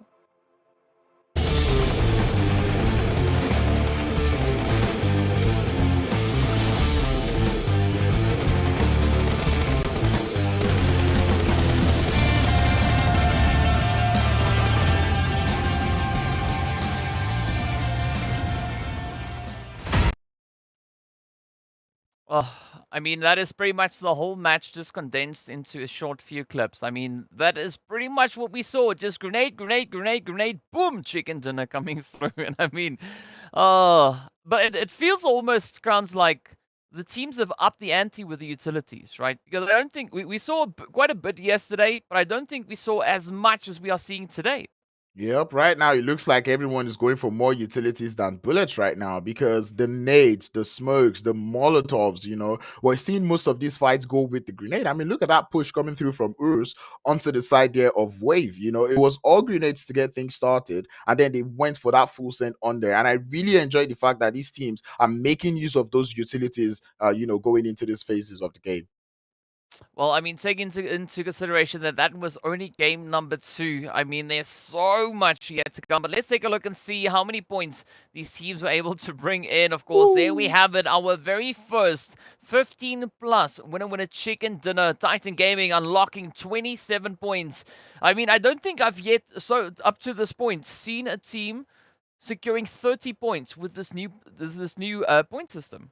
You guys, DK is trying to cook something up here. He's challenging the teams. You know, we put 17 eliminations, or we put more eliminations than a chicken dinner up for grabs, and they did it. And now 30 points is what we're keeping. But man, nonetheless, Titans doing 27 points. This is the most that we've seen so far. I don't even think we've seen something, you know, relatively close so far.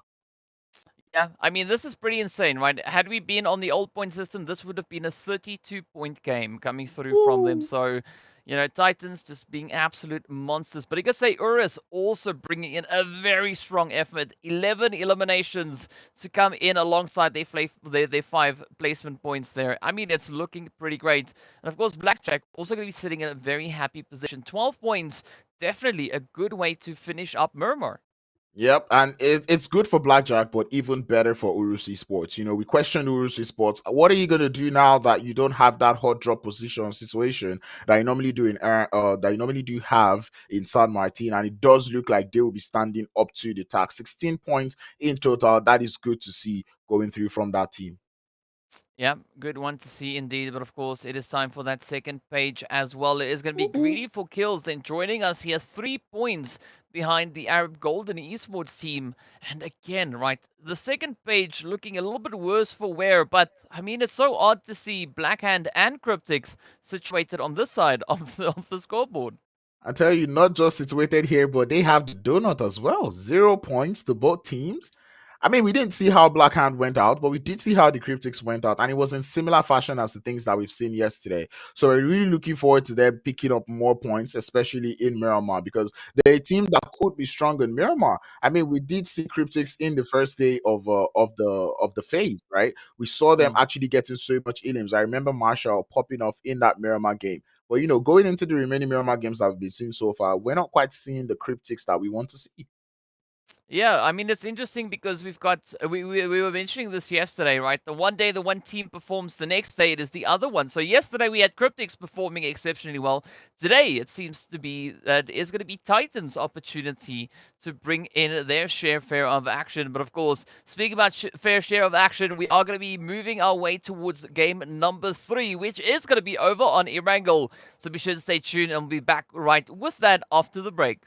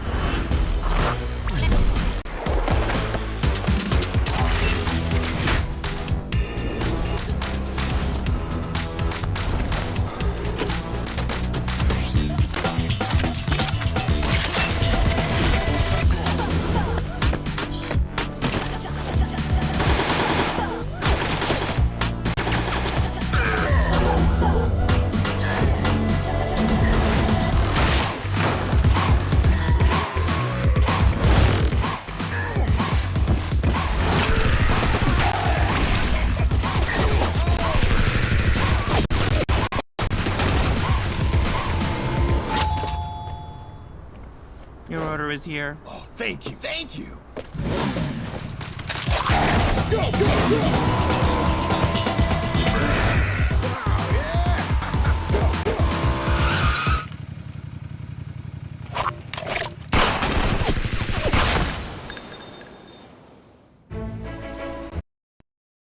Welcome back to the PUBG Mobile Pro League Africa Spring 2023 season, of course. The day is just starting to heat up. I mean, we are just seeing action all over the place.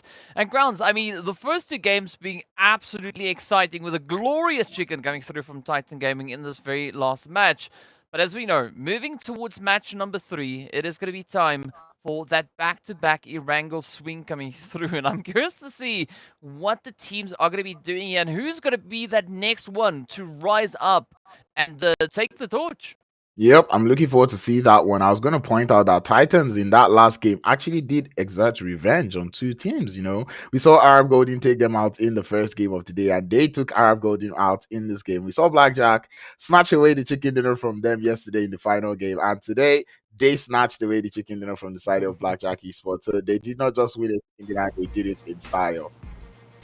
Well, here we go. Speaking about style, curious to see now what this flight path rather is going to be bringing through as the teams continue to go about it. Of course, now it is all the way up in those northern reaches where we see the flight path currently being situated, and this is going to be a very interesting play as we've not really seen all too much from this kind of challenge coming through to the teams. Yep, but one challenge that is coming through to the teams would be RUKH Esports because they are back in action for this game. And we know that team, whenever they show up, they've got the consistency to talk about. So yeah, seeing them come back into the game this time is going to be nice to see. I feel like they'll be gunning back for their number one spots, given that Black Hand is not in this game.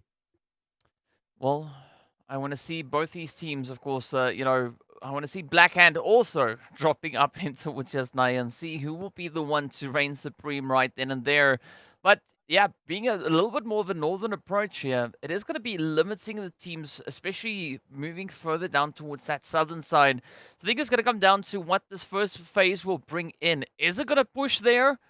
Is it going to stay up north? Because I think that is going to be the deciding play, and it goes down south, right on towards the Sosnovka military island, and the majority of the playable area is water. Well, the majority of the area in the zone is just water. DK, they say the military island is the same size as Livik. This is literally a Livik game, if we're to say something, with 64 players in it. I really want to see how these teams will play. And given that some things have not landed, we'll start to see that switch in landing location. But hang on a minute. Hot drop situation as Mo Esports getting pushed by the side there of the world of battle. They're not happy about that one player they lost, and they'll be able to even the tides as they will take out one side there of Mo Esports. Yeah, the world of battle now putting them in a world of trouble as they've rushed in, just laying waste. And, well, I mean, the world of battle paying the price, right? Losing one player along the way. But Mo Esports definitely looking to be on an equal footing here. Both sides having that fair trade. But again, Mo, I mean, look at this, right? They got VISTA also just hanging around in the vicinity. And I'm not quite sure what Hainsey is going to be able to do with a VSS and a Uzi. I don't know. There are a couple of people who would like that VSS, silent weapon, takes out anybody. They probably wouldn't even know where you are till they've touched the floor. Speaking of touching floor, CRYPTICS though would be touching floor, and Lazy Boy would be touching the lobby as it does get taken out by the Smash team. And now we already begin to see rotations coming in through. Some teams have not even looted up. They're just heading straight to the military island because they know that the one place you need to be right now is that military base. I'm curious to see who's going to go for the breach camps on both sides because Raad, Wave, Titans, everyone already finding their way to the military base.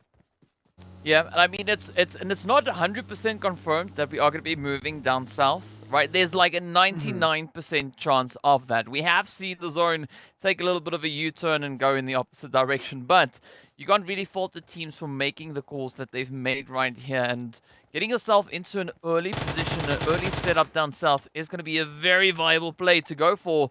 But here we go. Mo Esports now getting down to business as they find yet another elimination. And all they're going to do now is just continue here, right? I mean, they've got so many great opportunities where they build up a little bit of momentum. And it just feels like they lose a little bit of sight along the way. So hopefully we can see them now just keep it together and keep on pushing. Yeah, I really hope this would be the start of a wonderful game for the side of Mo Esports because they really need it. So now getting two eliminations to get things started, maybe that momentum would be set for them. But I mean, it's kind of painful when you now think about it. That the one game where they're looking to probably have the good momentum happens to be a military island zone, Well, as we know, right, military island, we saw a little bit of that action come through in day number 2 as well. So I want to see where this one will go. But our Smash team, they're going to be taking the plunge over on towards that western bridge, completely unopposed. But Mo, I think, yeah, they're trying to play it a little bit more cautious. Surprisingly, we see Bum Bum all the way up north, and again, they're trying to play it very, very segregated here, as Hainsley also then gets very swiftly dealt with as Mozoro steps in. Right. Mozaro, what have you done? Why did you do this? Such a good start for the side here of Mo Esports, but it looks like that will be coming to an end out here in the Reigns area, as Mozaro would be here to get that flush up onto Hansley. Mo Esports, I feel for you. Accept my condolences. Yeah, it's unfortunate, but that is just the way the cookie crumbles. Of course, Mode's still holding on to 2 players, but if we look down south, I mean, Titans, they've moved over in towards Novo, and they've just taken control, right? So much so that there's nobody else even close to them. They have full access to this area. They can go about their looting business. But if we look down over in towards the military base, this is where we see Arab Golden and Ra'ad getting into a little bit of a dispute with Once now getting found out and finished up. But Hazem can have a bit of a visitor now come knocking on their door. Yep, the hot drops have just been defined. Right now, it's as if everyone just landed. So now we're just seeing the hot drop. Raad and Arab Golden will be going toe to toe. Broly is down for Arab Golden, as Raad will still remain as a full squad. Hazemdo is prepping this grenade. It might be a good one. Sends it over to the stairs, does the damage, gets the knock, and Rugal will go down. 2 knocks found for the side here of Raad, and the instant thirst to follow suit, giving them 2 eliminations to get started.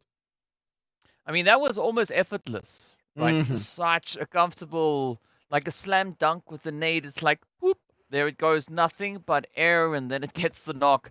But it's going to be Ra'ad now moving in with a very aggressive push. I mean, 3 players on the one building with the game. Now, just trying to come through. Up we have it. Is Quality just running outside. And again, a little bit of that bait and switch. And up they come from all directions as the knock is secured. Oh, that is 3 down and 1 more to go. And Broly not having the best health. You know this strategy called the JP strategy, as he tries to leave the vicinity, but he will get taken out by Ra'ad as they're not having any of it, sending them straight back into the lobby. Talk about a play coming through from Ra'ad. And like you said, it's almost effortless. Like, it's almost like they had not much work to do, to take out the side of Arab Golden.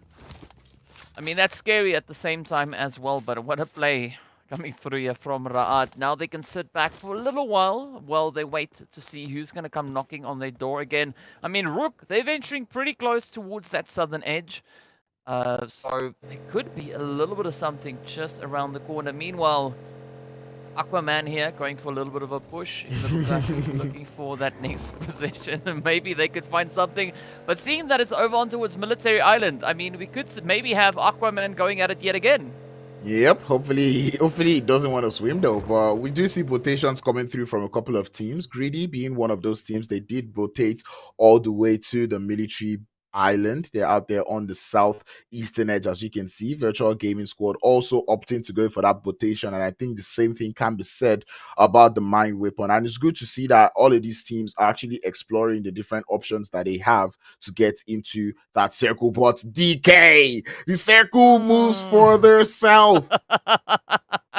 Oh, Aquaman, where you at? Come on. That zone has got your name written all over it, but here we go. I mean, we said we wanted to see excitement today, and it feels like the zone listened to us because that is exactly what we have. Of course, now it is going to be Smash Team just sliding up and down the bridge, as one does when you are camping and waiting to see who will be daring to venture across. But, of course, the World of Battle having a very similar idea right here. Yep, and it does look like a load of teams are looking to consider that Western Bridge, which is going to be so choked up as we start to see a couple of teams approach, Blackjack Esports, Triple Esports, the World of Battle currently on the bridge, and Smash Team on the other side of the bridge, but Triple will take a quick detour onto the side of Blackjack as Hamodi will fall. Same thing would be said about Phoenix, Zeke having to drive off on his own, looking for another route into that circle.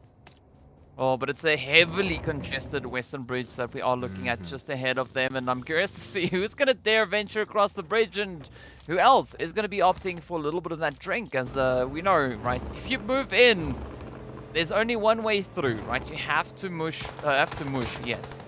Push straight on forward. But here we go, the world of battle, they're not going to be doing anything except creating a little bit of mush as they now try to pick up the shots, but up comes Thor just swinging that hammer.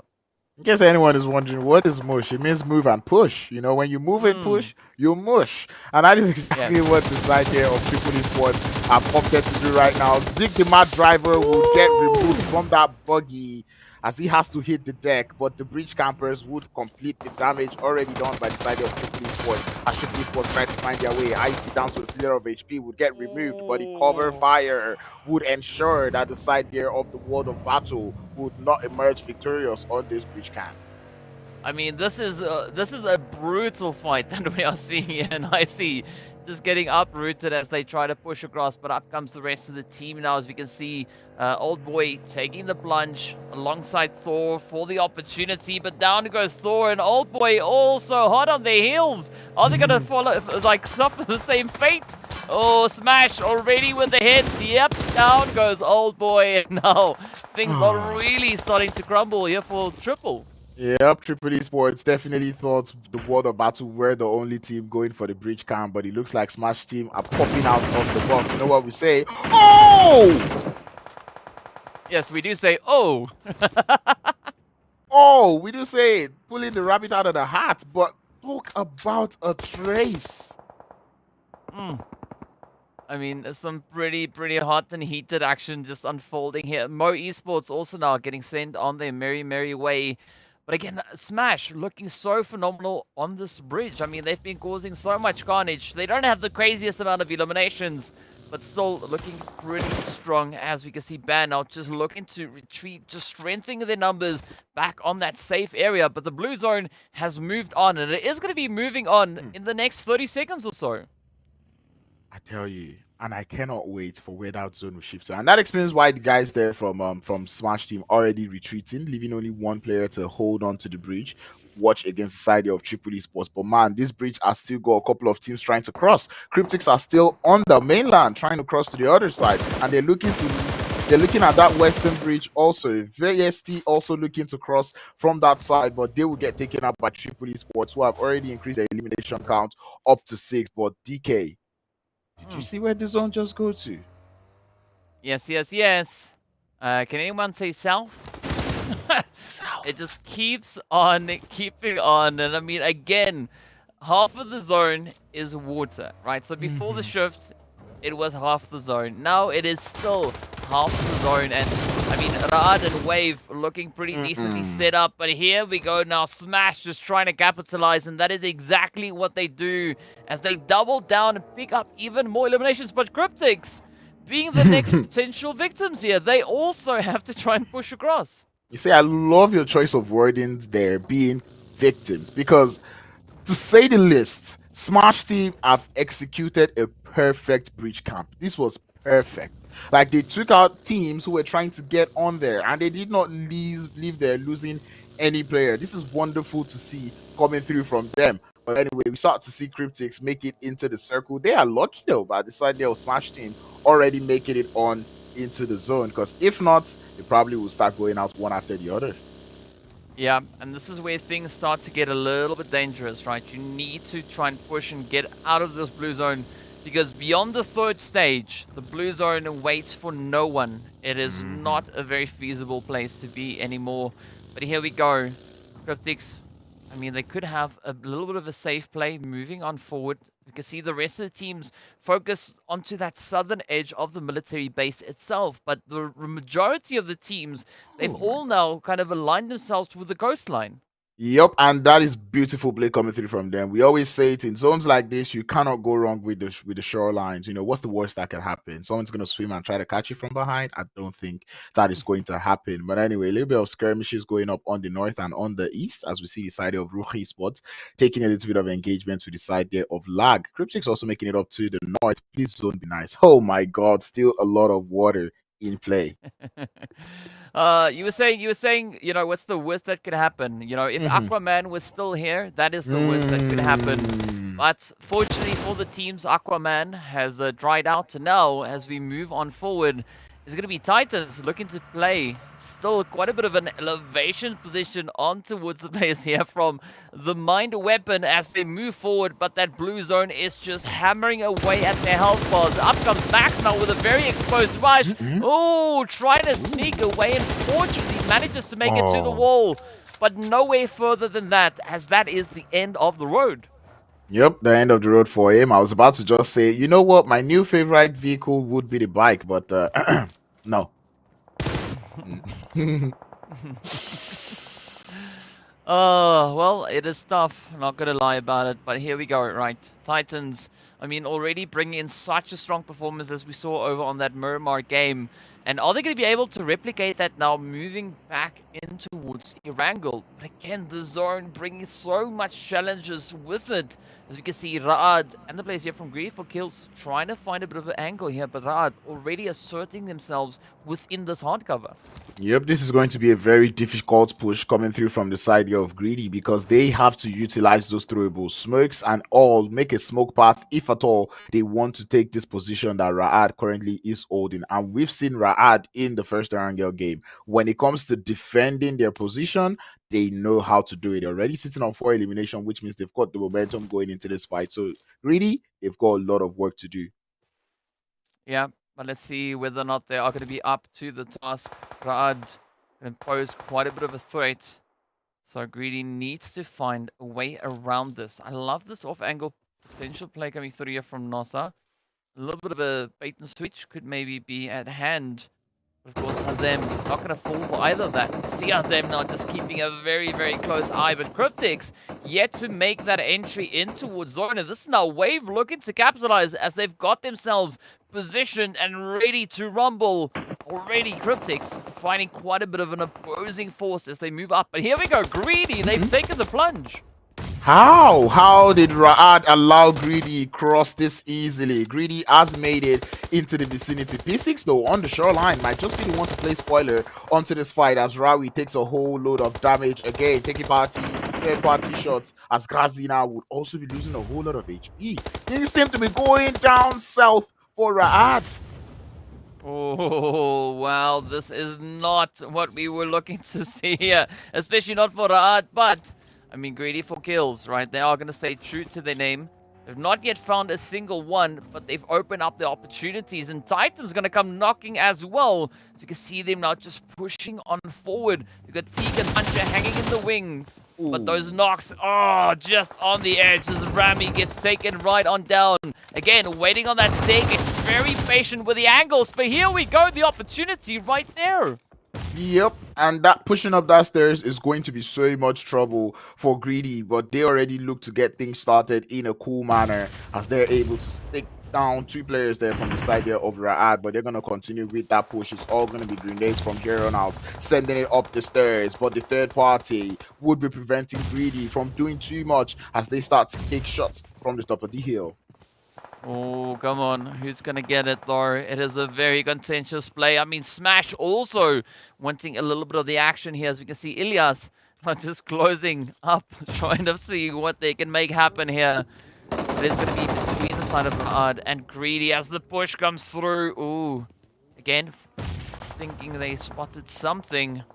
But as we know, this is a very difficult spot to hold. And up comes the rush. Down goes again. Rhino now moving up alongside the rest of their team here, looking for the opportunity. It's all going to come down to Ghazi, whether or not they'll be able to hold strong. The answer is no. GREEDYFORKILLS securing the first 3 eliminations. Yep, and they get it in style, taking out the side there of Raad. I said it was going to be a very tough push for them, but one way or the other, they found a way to make it easy for them, and that is just nice to see. Titans could have third party that fight, but it looked like they had more fish to fry, being CRYPTICS coming in from that northeastern edge. Oh, and this is what I want to see. I want to see who's going to just come out victorious here. Titans, CRYPTICS going head-to-head. The shots continue to fly. That is Cheek now getting traded on down as Senke rather finds the angle, finds the approach, but it is all now relying on Senke and Marshall As we know, El Chapo has been downed. Oh, but look at this. Titans now in the woods. Buncher taking that mad dash, just trying to get the heck out of Dodge. But there's nowhere else to move towards, that it is such an open and exposed terrain to play towards. Yep, I am very impressed as to how CRYPTICS has played this. We don't often see a team rotate this late into a military island circle and still get this many eliminations, but they're currently seated on 6 eliminations, and that is pretty much a very good play coming through from them as Titans will fall. Well, here we go. It is now CRYPTICS feeling that pressure, feeling the heat. Wave hitting up quite a bit on that. I mean, some pretty good success that they've had so far. That is Sengate down. It's now riding on Marshall to see whether or not CRYPTICS can make it beyond that fourth place finish. But of course, I don't know if that is going to be on the cards. Fortunately for Marshall, it is only Wave that has got an angle on them. I mean, we do still have the players from Greedy down that southern side, but they are now focusing all the way over towards Smash. Yep, and Smash team currently holding a very long split. I think now is the time to condense it, especially given the fact that Elias now is getting pushed little by little. But speaking of splits, Wave, we've also got a very nice split going up on that north, as they would eventually find that one knock, more like one thirst, onto the side there of CRYPTICS. I mean, one knock is all you need, right? That is exactly what you need to put an end to the players from CRYPTICS there. And down to our final 3 teams we go. But look at the spread. I mean, Wave, they've got so much space to play with here.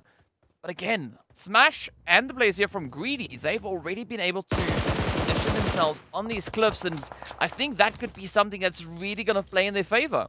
Yep, it has to play in their favor. This is a 3-way fight, 4v4v4. All 3 teams still have 4 players alive, which means they do have almost equal chances, but you've just got to admire the amount of space that the side here of Wave are able to accumulate, right? And you can just see them going all around the circle, trying to see where they have players, where they do not have players, gathering information in order to head into this final fight of the game. Let's see what it is going to be. Of course, now everyone in a bit of a standoff, especially on the southern side, right? Smash, they don't want to give it up, trying to play that 3-1 split. Greedy going for a 1-1-2 split. So both teams taking a slightly different approach here. But I mean, Wave, they just doing whatever, right? We've got the one knock and Gaddafi now all the way over on the western side. We got a Hemo just chilling up in the little shack here. And of course, Petrox also just sitting on Senkei's box, at least for the time being. But once this next shift comes in, which is only 2 minutes away, I mean, these teams are just going to be clustered together, and who knows, maybe it could yet again stay towards the water side. Yeah, and I'm pretty sure those 2 teams by the shoreline would appreciate such zone shift. But man, the zone shift really will dictate where this game goes to next. Do you see Wave Esports already making it into the circle slowly but surely? And I feel like it's only a matter of time, right? They've gathered so much information. Now will be the time for them to start to pick which side of the zone they actually want to fully commit to, And it does look like they might be going for that eastern edge, provided I'm not calling it too early. Well, it does seem like Petrox is just trying to bait a little bit, right? Petrox and Gaddafi and One Knock, they've all just hopped in the vehicles, trying to just run this way and that, as we can see them up on that mini-map, just circling, putting a few donuts, potentially, but it doesn't seem like GREEDYFORKILLS are going to be two-phased. Instead, Greedy now using this opportunity to just inch rather themselves a little bit closer onto the cliffs, and I think this is a pretty big strat coming through from them, because they know at least that there's no one that could push in behind them, and they can focus all their efforts right in front of them. Yep, and I'm looking at the way Wave Esports is playing right now. They're already playing like a team that has like 10 eliminations, but they only have 3. And seeing them just driving around the circle just shows like they're exploring all the space that they have currently. And Smash Team, I like the fact that they've decided that regardless of all the things that Wave Esports is doing in the circle, we're going to continue to place our focus on the side there of Greedy. You can just see them just keeping that close eye on Greedy for the time being on that shoreline, because they understand that that is one team that could serve as a major threat for them going into this final phase. But I can tell you, if that zone moves towards Greedy, that's going to be it, right? That will be it, and it's going to be pretty difficult for Wave and Smash.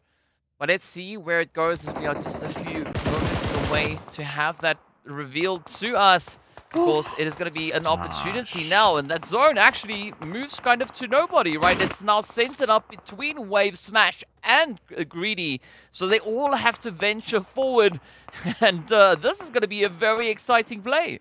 Yep, Smash already losing one. Side there of Greedy, definitely aware of that. You can already see them looking towards that position. But Wave Esports looking to grab their thirst. Looked like driving around deep playoff for them. They were able to go for that bait. Or maybe it was actually a different bait that the side there of Wave Esports were looking for. You know, going for that bait of, let's make them think we're not in the circle. You know, and you know, the side there of Smash team looking to grab that position. Definitely push them onto the end. Petrox and Himo, though, looking strong in the center of the circle. Yeah, they are looking pretty strong, pretty confident. Not quite sure what's cooking on the side here. I mean, Gaddafi, one knock. I have to agree. They definitely do look like a team that already has 10 eliminations to their name. So I love the confidence being shown here by Wave. But is that confidence going to serve them? Will they be able to capitalize on that moving into these last few stages? Because there's only 2 left. Once we hit stage number 9, there's no more zone action that is going to come through. But instead, Greedy make a very interesting play as they move in right on towards Smash, picking up Ilya. So that is one down. And now they have quite the controlling hand over Smash. Send it. That is what they've done. But Smash able to get a little bit of an advantage as they're able to take down 2 players from the side there of Greedy. Are they going to go for the full send? One player would drop from the buggy as the full send would come through partly. And this is not the play, Smash. They've allowed the side there of Greedy to get their revives back up, and Zoxy, the man on the front line, would prevent them from pushing any further. Danzo will get taken down, but the elimination will get stolen. Yeah, there's going to be Wave coming through with the third party, but now it all is riding on Black. Last up comes the head, and Xerxes says, thank you so much for coming. But I think it's better you go back to that lobby. And of course, it is now that final showdown, a 4v4, Wave versus Greedy. Greedy holding on south, Wave holding on to the north, and the zone is yet to be revealed. Let's see where it goes. Oh, it centers up in favor of Wave.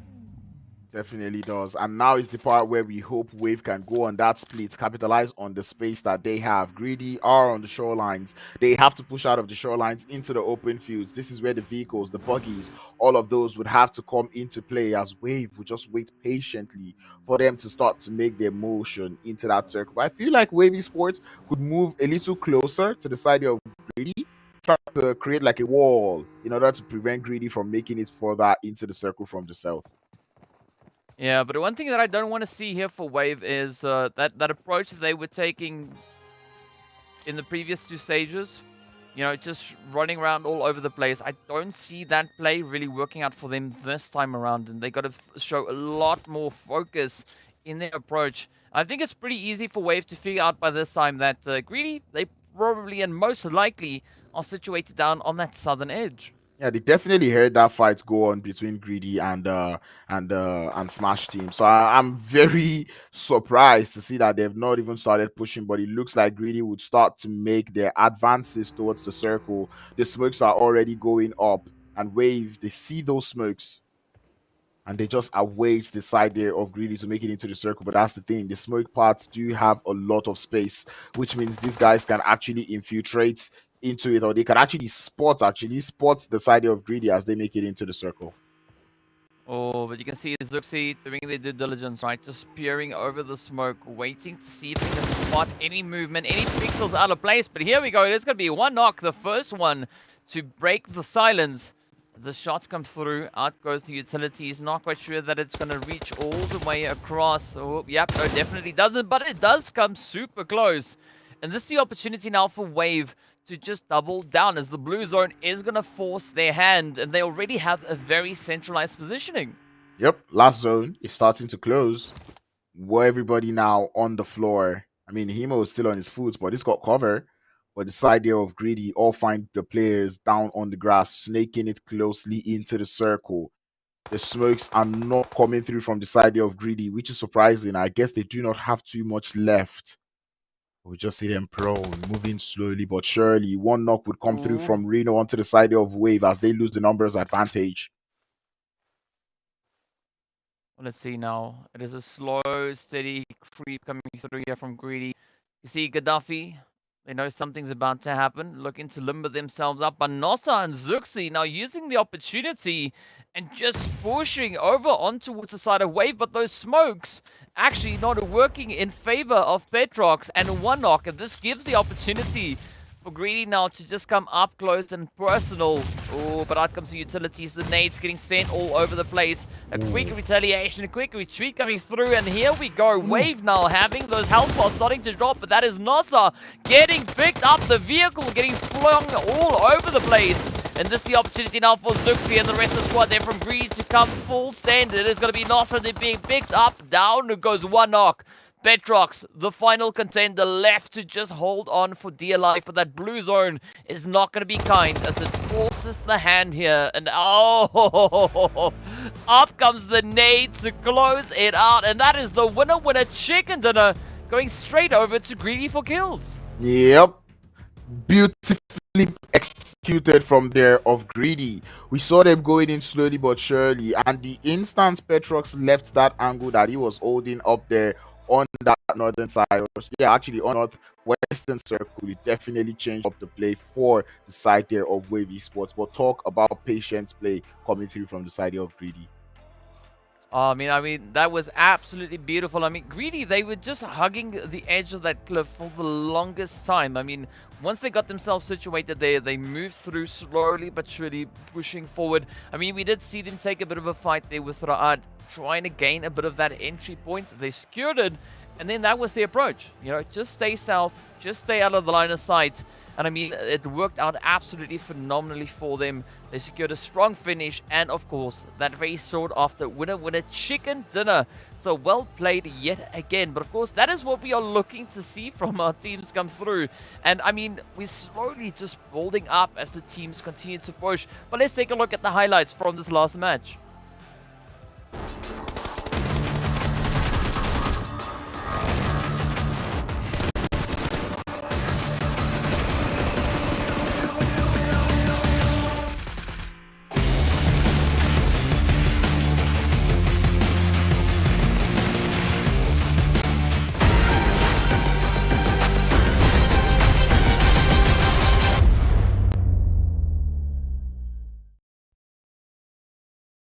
Such an aggressive performance coming through from Greedy. But I mean, I think that was also quite interesting to see is how that vehicle just decided, you know what, this is not where I want to be. I'm just going to jump out of the way, maybe go sit outside of zone. You can shoot at anything else except me.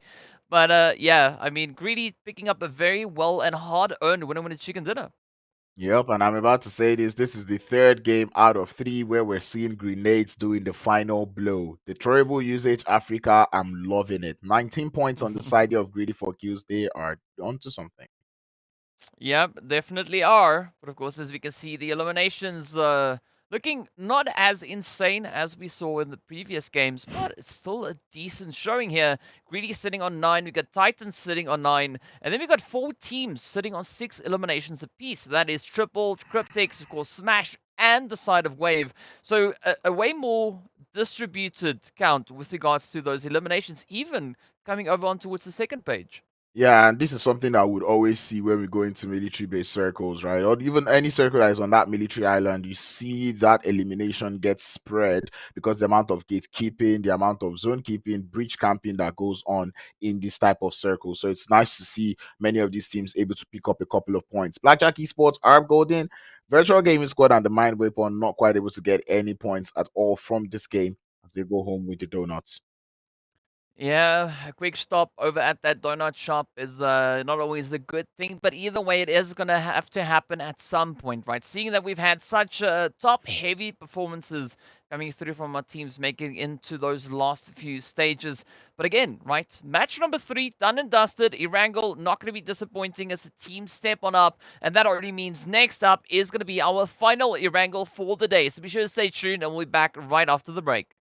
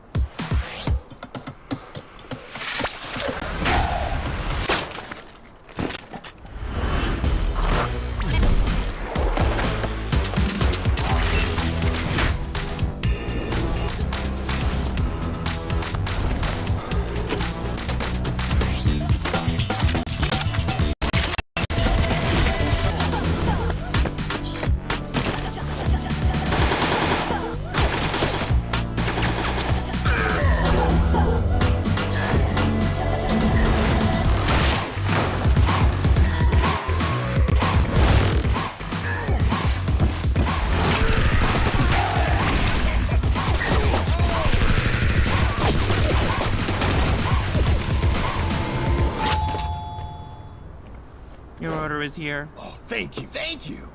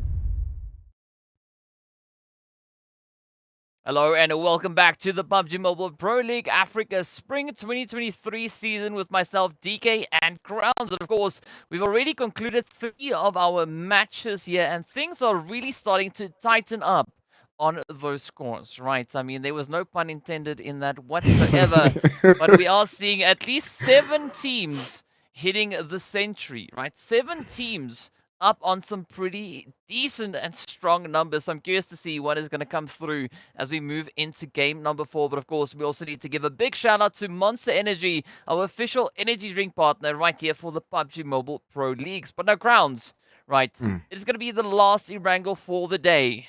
Do you think the teams are going to follow suit from what we just saw in the last one, or are they going to go over and above that?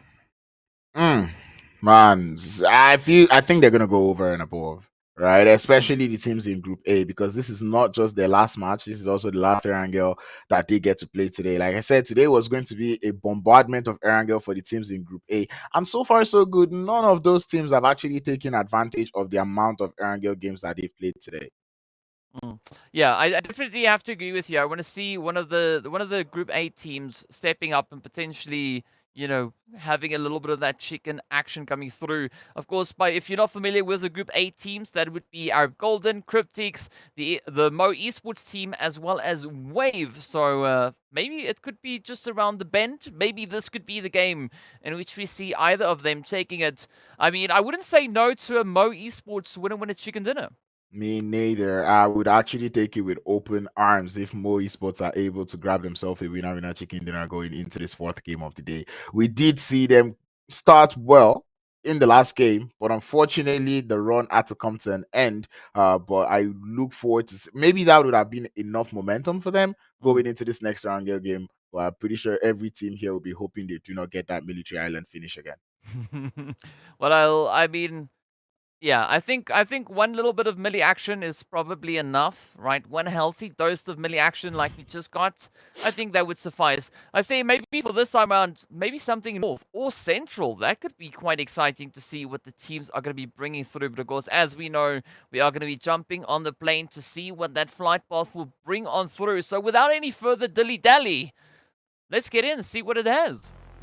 Now we say it, no oity toity, no ulabalu, no shukri midi before we get into the games out here in PUBG Mobile. Welcome to the final Erangel game of the day, ladies and gentlemen. So be sure to enjoy this one as it comes through. The zone would not be the one on the military island. Well, we can't tell yet, but that flight path would be the one cutting down across the south of the map.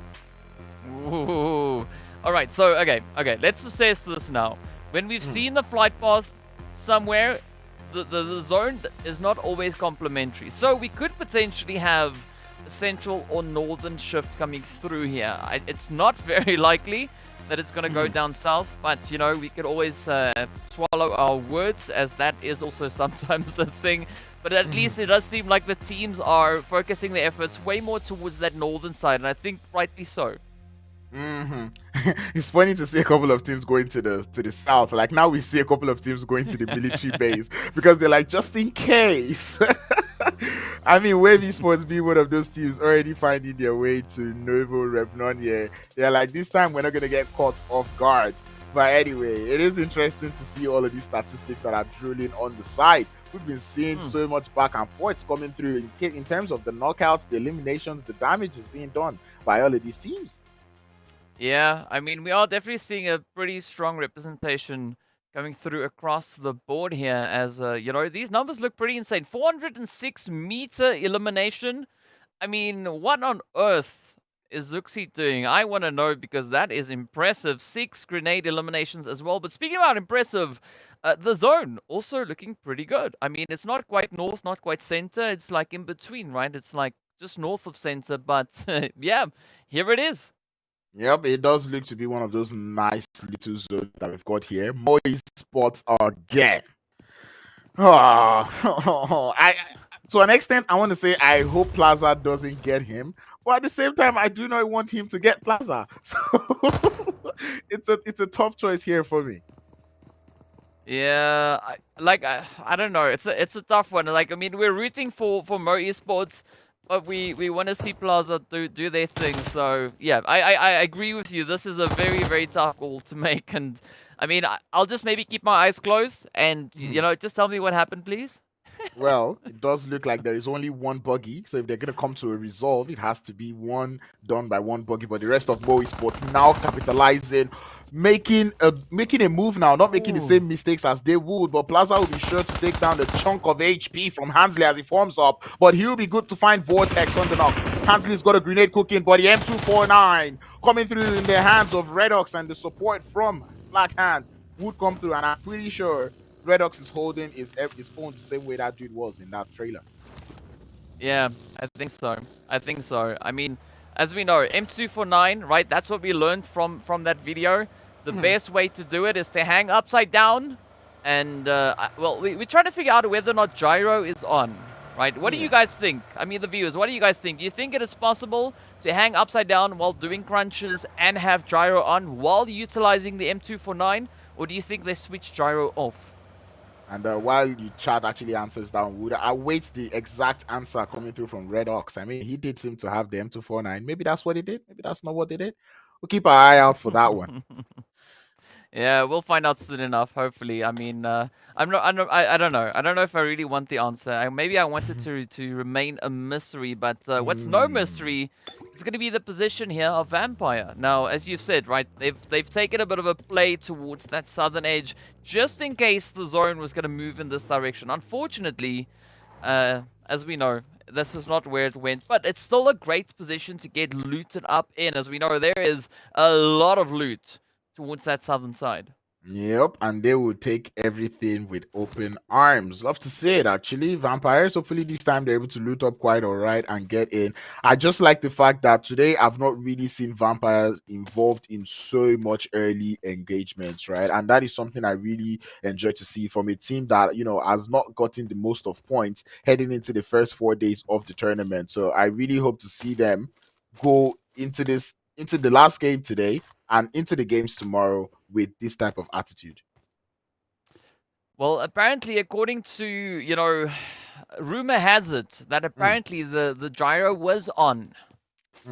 So, well, someone has to try it out and see whether or not it actually works.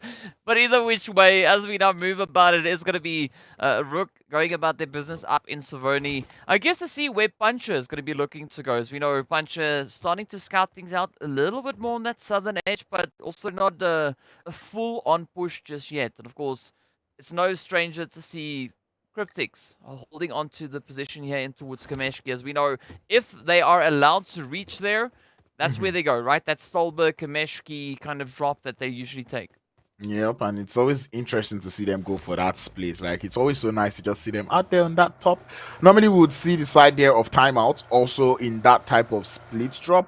But this time, they decided to go over down to the south, which is nice to see. I love that information gathering coming through from them. So that is nice to see. One thing I wanted to mention was RUKH Esports. We've not really seen them pop off as we normally would today.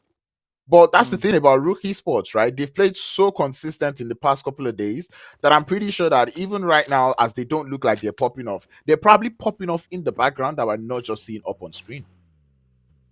Yeah, and I mean, we also have an update coming through on the top of the screen as well, and that is our overall rankings being updated as these teams continue to push on forward. I'm curious to see what Arab Golden are going to be doing as well. I mean, they playing a little bit of that sheltered positioning. Of course, we got Wanted and Quality also not too separated. Of course, Quality just a little bit further down south. But what I like about this is that there's a bit of an opportunity. And speaking about opportunity, it is going to be VSC VISTA now capitalizing on timeout as they venture on that western bridge yet again.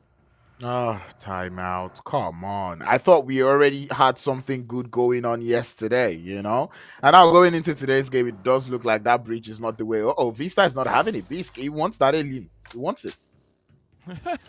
At least they've got ammo, right? At least they've got a lot of ammo. So they can happily push on this bridge and go about their business. Not like we saw a little bit earlier on with Black Ant. You know, that still amazes me how they were able to play it that way. But now it's going to be timeout having a little bit of a play as they go down in the drink. And I mean, Hazard, fortunately, has been able to allocate themselves a position much further away than their teammate here. Yeah, he knows. He definitely knows. And Kakao will be the one to seal the dealing shots up to Abdullah as is out there in the water. I guess that's going to be timeout, having to survive with just one player till the end. And we know with this current placement point system, it's not the best. It's not ideal to have just one player heading into the later phases of the circle. Ooh, but speaking about ideal, it does seem like the vampires are now coming under fire here as Wave move on through. That is Yazan, Stop, and D3S now just trying to at least put up a bit of a defensive play as they are yet to secure their footing in the zone. But here we have it, the utilities are out. Where will it go? Will vampires be able to bounce back and maybe push through Wave? Yeah, I guess I jinxed it. I was just saying I was glad to see Vampires not involved in so much early engagements, but I guess they're like, no crowns. We love to take that engagement. The zone is going to go further north, so all of the teams out here on the military island need to get out of here as quickly as possible. And these are the points where I start to ask, is it worth it? You know, this is the point where you're just like, you know what, we'll leave this fight, disengage for now. If fate would have it, we'll mitigate in the circle. If not, well, I guess that's a GG. Yeah, I mean, that could be one approach, or both teams could just be opting to rotate across the same bridge, but it does seem like neither are settling for that. Instead, they want to try and settle this dispute while still sipping on some blue juice. And I mean, this is maybe asking to have your bread buttered on both sides. Because you're not gonna enjoy it. I mean, you could, but all your hands are gonna end up being messy. So that being said, you do not want to be in that messy situation. Get out of here, please. But anyway, in other news, we have teams already populating that zone, as we already see all of them finding their way, going on their rotations, as you should. But anyway, we just see the side of the mind weapon having to deal with the word of battle in this 2v2 engagement for the time being. Zar trying to see if he can hold the cover fire location. Ooh. Works. I mean, that was a nice looking nade. But anyway, it's gonna be Plaza to get the knock and the word of battle to sweep the Elim. Anyway, I hope they got that information. The mind weapon. Actually, make that the mind weapon getting the Elim. And I'm pretty sure they know who they're up against now as they come in crashing into the compounds. Yeah, it's going to be a little bit of a tough play, but there we go. Delhop taking down Arthur right then and there. Let's see what Mad Lol is going to be bringing in. Zard is also just waiting in the wing, but up comes the push, the rush. It is Delhop now looking to get the confirmation secured, but they need to be careful because there's a lot of third-party opportunity just hanging around the corner. But Madlol now pushing up into the attic. Mohammed also trying to get a little bit of that elevation going here. But look at this. The mind weapon. I mean, oh, up they come. Azar finds it, and that S12K now just coming in clutch. But again, it is Mohammed coming through with a little bit of that retaliation. Yeah, but he's going to be the last player left, unfortunately, for his team, having to deal in this 1v3 situation that he finds himself in. Grenades down the stairs would not help his matter in any manner, as the revive would come through on the mind weapon. They will continue on this push. Mohammed, though, he still got that nade in hand. looking to just toss it down. Oh, the mind weapon, they do it better. Azar will send his own grenade to send them packing and out. Back in the background, we saw the side of Black Hand taking an engagement against the side of RUKH Esports. It did look like it ended drastically for both teams. Definitely not a surprising result from such an engagement. Both teams being very strong teams, and you could tell that if RUKH Esports is going to go out, they would not go out unscathed. Yep, and it is kind of now down to what is going to come through in this next shift as it does tighten up on itself. And here we have CRYPTICS moving through on the north. I mean, is that Black Hand down to only one? Is my eyes deceiving me, or is that the truth? Yeah, it is only Koa that I believe is still alive. And I mean, we know Koa, super capable player.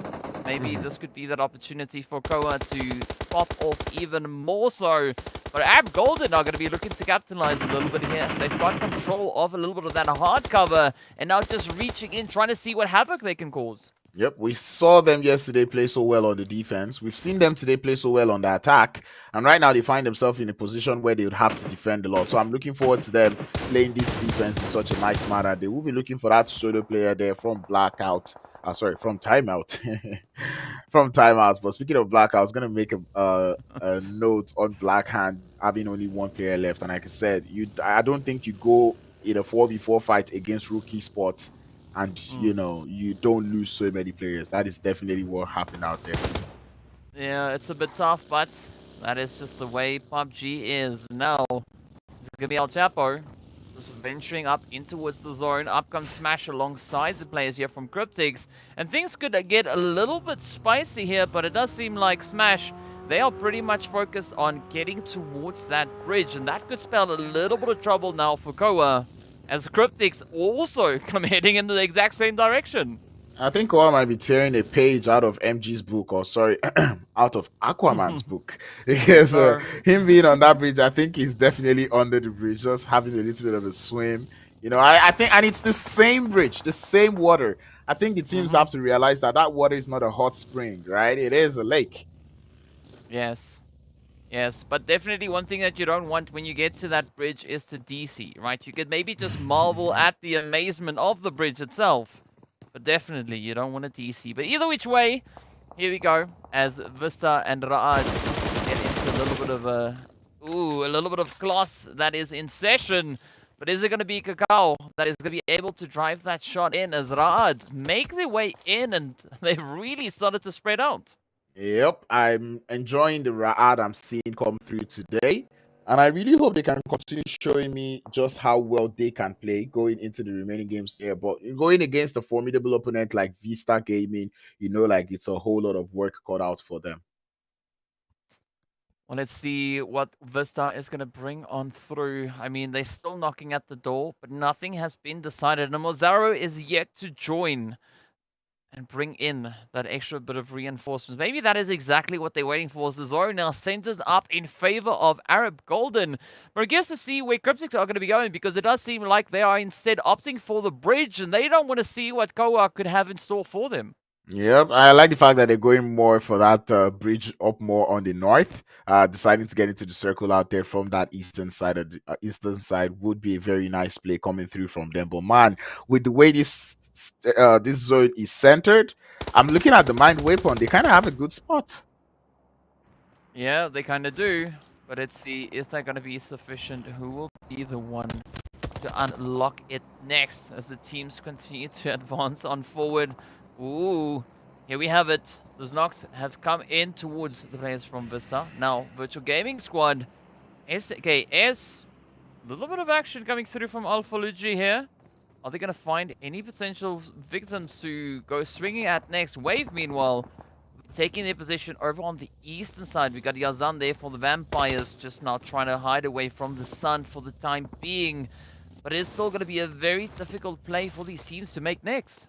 Yep, very, very difficult given that zone has got a lot of buildings, right? And out of all those buildings, we have so many, if not even all, being occupied by a team. So which means if you decide to send it straight into any part that doesn't have any circle or any cover, sorry, you're going to start getting shot at from different locations. And I'm pretty sure the guys from URUS have figured that one out. Let's see how much else figuring there will be.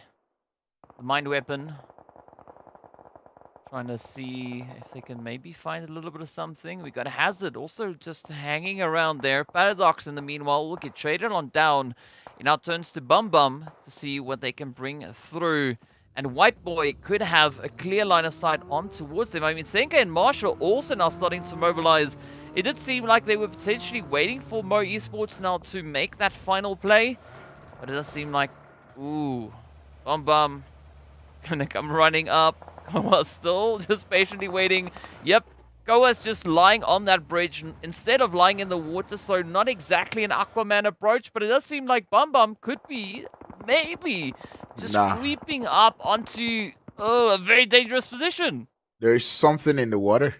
There's got to be something in that water that makes everyone want to. But look at this position currently being held by Koa. I think whoever comes up to this position is in huge danger because you're gonna go down to the auto shotty. Look at that. I mean, it's just lying and it's just waiting. That's all it is, right? Just patiently waiting to see what will come next. There we go.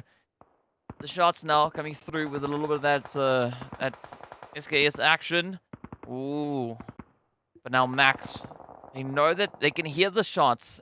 And it's interesting to see how the Mind Weapon are looking to play this approach. I mean, taking a way more reserved angle here. Not going to be looking to make any bold moves just yet. Meanwhile, NASA also just hanging on here for the side of GREEDYFORKILLS. And we are seeing so many solos, right? We got Greedy, we got Timeout, we've got Vampires, as well as the players coming through there from Mo Esports, also just hanging on to one, and then of course Blackhand. So things are looking pretty interesting.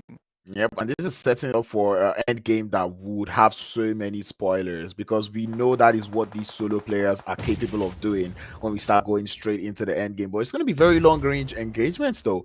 Happening out here on that southeastern side of things, as we see Wave Esports taking that engagement to the side there of VGS. And I don't know, Virtual Gaming Squad, I think this is the point where they have to start to isolate the players one after the other. One knock apiece for both sides. And the revives will come through. But Virtual Gaming Squad still looking to find that little bit of an advantage in terms of numbers in this fight against the side of Wavy Sports.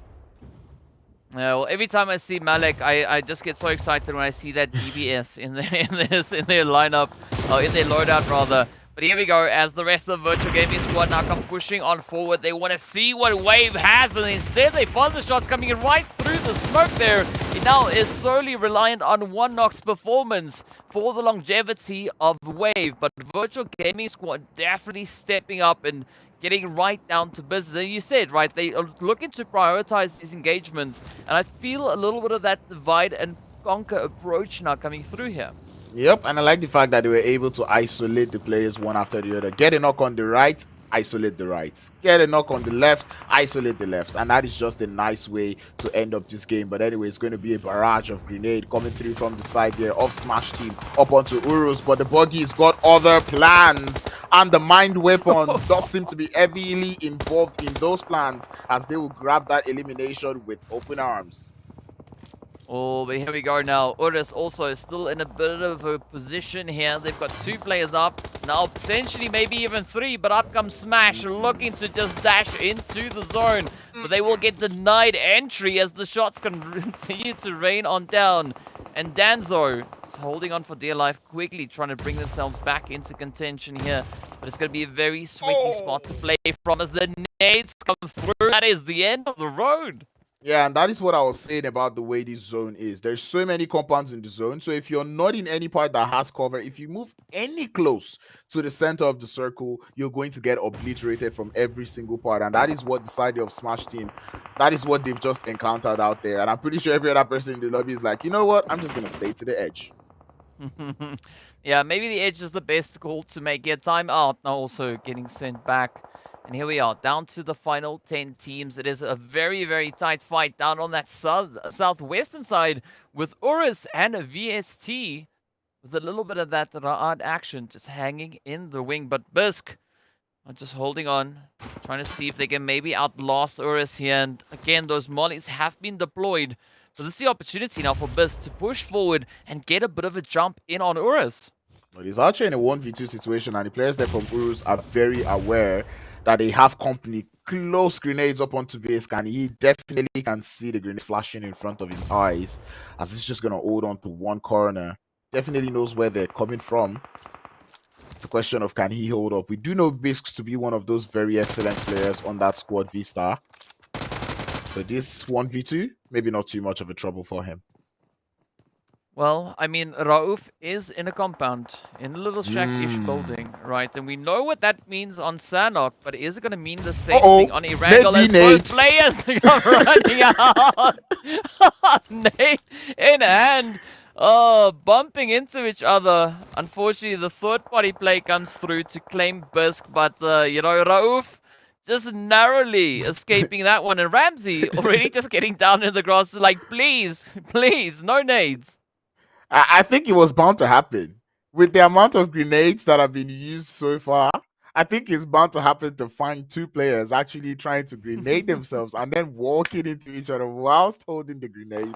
Nah, talk about it. I actually thought one of them's grenade was going to take out both of them, but it did look like the cover fire from Ramsey did come in clutch at the perfect time. But looks like Hazem is ready to burn.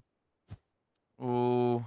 Come on, out it goes. Will it make that little gap? Oh, not quite yet, but good attempt coming through here from Ramsey. Hazem now also going to be trying their hand at a few utilities. Out it goes. Will it find its mark? It is getting close. Hey, it finds a little bit of damage, but not enough to take down Ramsey. Again, both players loading back up. Again, it is sent out. El Chapo now is down in the meantime. Marshall also is alongside Lazy Boy. And that is the end of the road for Ra'ad. Senke now super low on that health. And this could be White Boy maybe pushing in for the clutch. Yeah, that man definitely looking for the wipe. They already have the advantage, but Senke would be able to get his HP back up. 3 eliminations up onto Senke, which means he's got that momentum going in through. But White Boy trying to play it as careful as possible, waiting for his teammate to form up, UMP in hand. And he's waiting for that push. And I wouldn't actually advise that he goes up alone, but he's got it covered. Talk about a squad. Why? Ooh. Well, that is why White Boy is called White Boy, because of exactly that. I mean, you know, having some crazy cojones right there, pushing in, taking down CRYPTICS. What a play. But of course, there's still one shot hanging in the wing, right? Virtual Gaming Squad not out of this match just yet. We still sit with 6 teams and 11 players remaining. But look at these elimination counts. I mean, the Mind Weapon sitting on 11. Virtual Gaming Squad sitting on 10 and just looking to rake in even more. Arab Golden now starting to try their hand here at URUS. And this is what we're saying about Arab Golden being that one team that really knows how to play the defense. They've actually played the defense in this compound so well, already holding up 5 eliminations. And with that knock up onto Wise, it's definitely going to increase now to 6. It's easily Arab Golden's game right now because apart from that 3-man squad of URUS, all they have to deal with is solos. Well, let's see where it is going to go. I mean, it's been quite some time until we've, you know, like since we've seen this kind of play now coming through. But URUS could be losing their final hopeful. Rauf now in a world of trouble and nowhere really to move. As Arab Golden still clinch onto all 4 their players.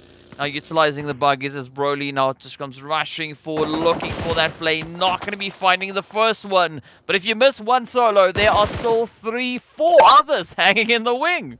Yep, we thought the solos were going to play spoiler, but they do look to be very quiet this time. Or maybe not, as Nosa would stand up to take the knock and the confirm. But now Arab Golden are aware of his position, but wanted with that elevation will take them out. One more solo down. And right now it's a game of hide and seek for Arab Golden to get their chicken.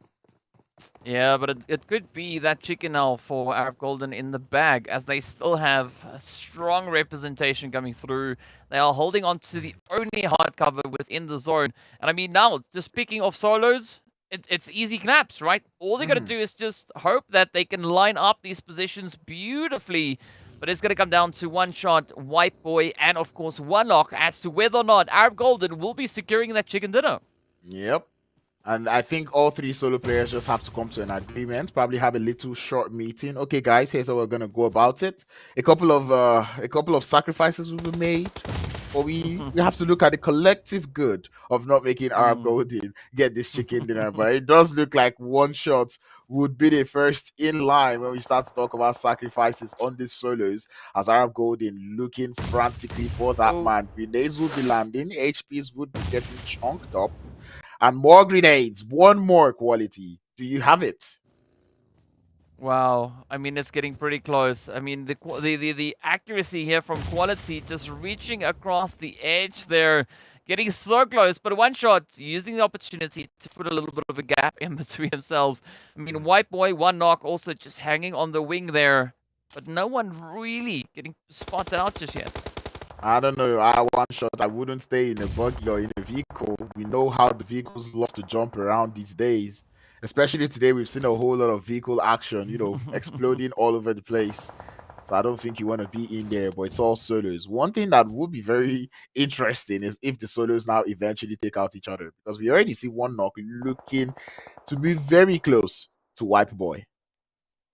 Well, I mean, that's not really entirely off the table, right? We've seen these teams being capable of so many different things, and of course, the zone has now just centered up on that no man's land. And one knock, looking for the opportunity, spots out Uh-oh. one White Boy, and down they go.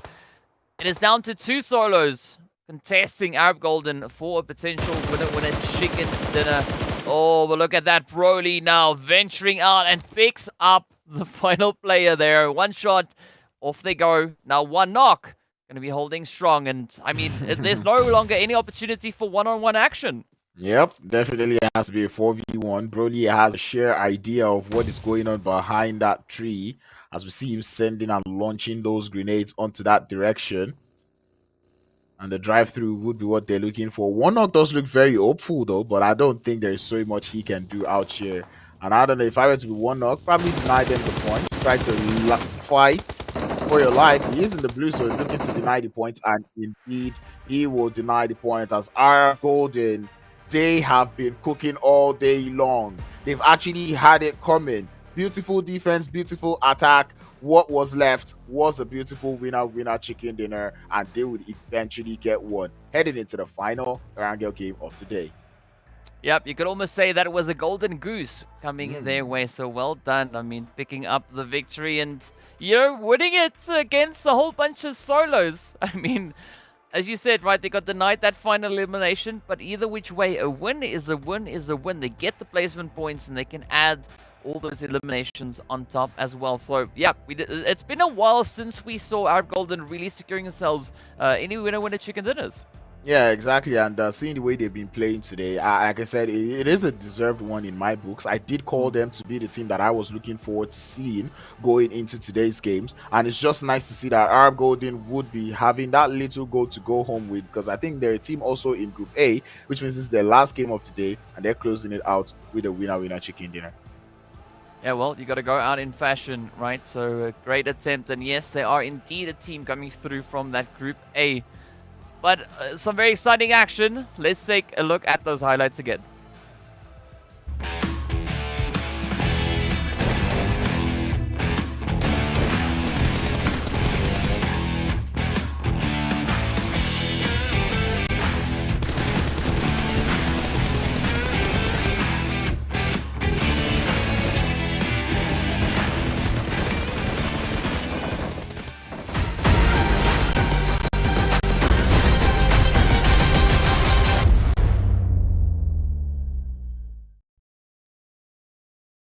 All right, so that was our final Erangel for the day. As we know, up next, we are going to be venturing over into a little bit of Sanhok action. But before we get anywhere close to that, we also then need to take a look and see how many points our teams were able to secure coming through in this very last Erangel. And of course, we've seen those chicken dinners come out. We've seen the teams really trying hard. And look at these figures, right? The Mind Weapon on 11 eliminations. Virtual Gaming Squad doubling down with 10. And then, of course, Arab Golden picking up 8. Well, Arab Golden, maybe not the best of elimination points, but still 18 points in this game is actually wonderful to see from them. Virtual Gaming Squad, it's about time that you started putting points up on the board. 15 points total from this game. Nice to see. Matter of fact, this top 4, I'm really happy to see. In fact, I feel like everybody on this top 8, I love what I'm seeing there. CRYPTICS and Blackhand, okay, they're on the top of the leaderboard, but for every other team that is out here, we've been waiting for them to actually put up good points going into today. Yeah, I mean, just this one single match coming through from Virtual Gaming is the exact same amount of points that they were able to bring in day number 2, and it's even more than their points from yesterday. But now as we look onto the second page, it is still a very scarce spread with regards to those points, right? 4 points going to VISTA, RUKH picking up 3, Vampires picking up 2, and then it's just a lovely day at the donut shop. Well, I'll tell you, so much sales today. I think that's like 5 teams that got the donut, but the most surprising team with a donut would be RUKH Esports. Yeah, I mean it is a very very interesting position where we find them in that one. Not quite sure really what's going on, but maybe we could see a little bit of a change up as we step into that Sanhok action. Of course, we know that is going to be just around the corner. A little bit of a rumble in the jungle as the teams have had their share of 3 winner chicken dinners. And for the final match, it is going to be the players from Group B, C, D, and E. As we know, Group A just closed up their matches here, but of course, we'll find all the action right back after the break.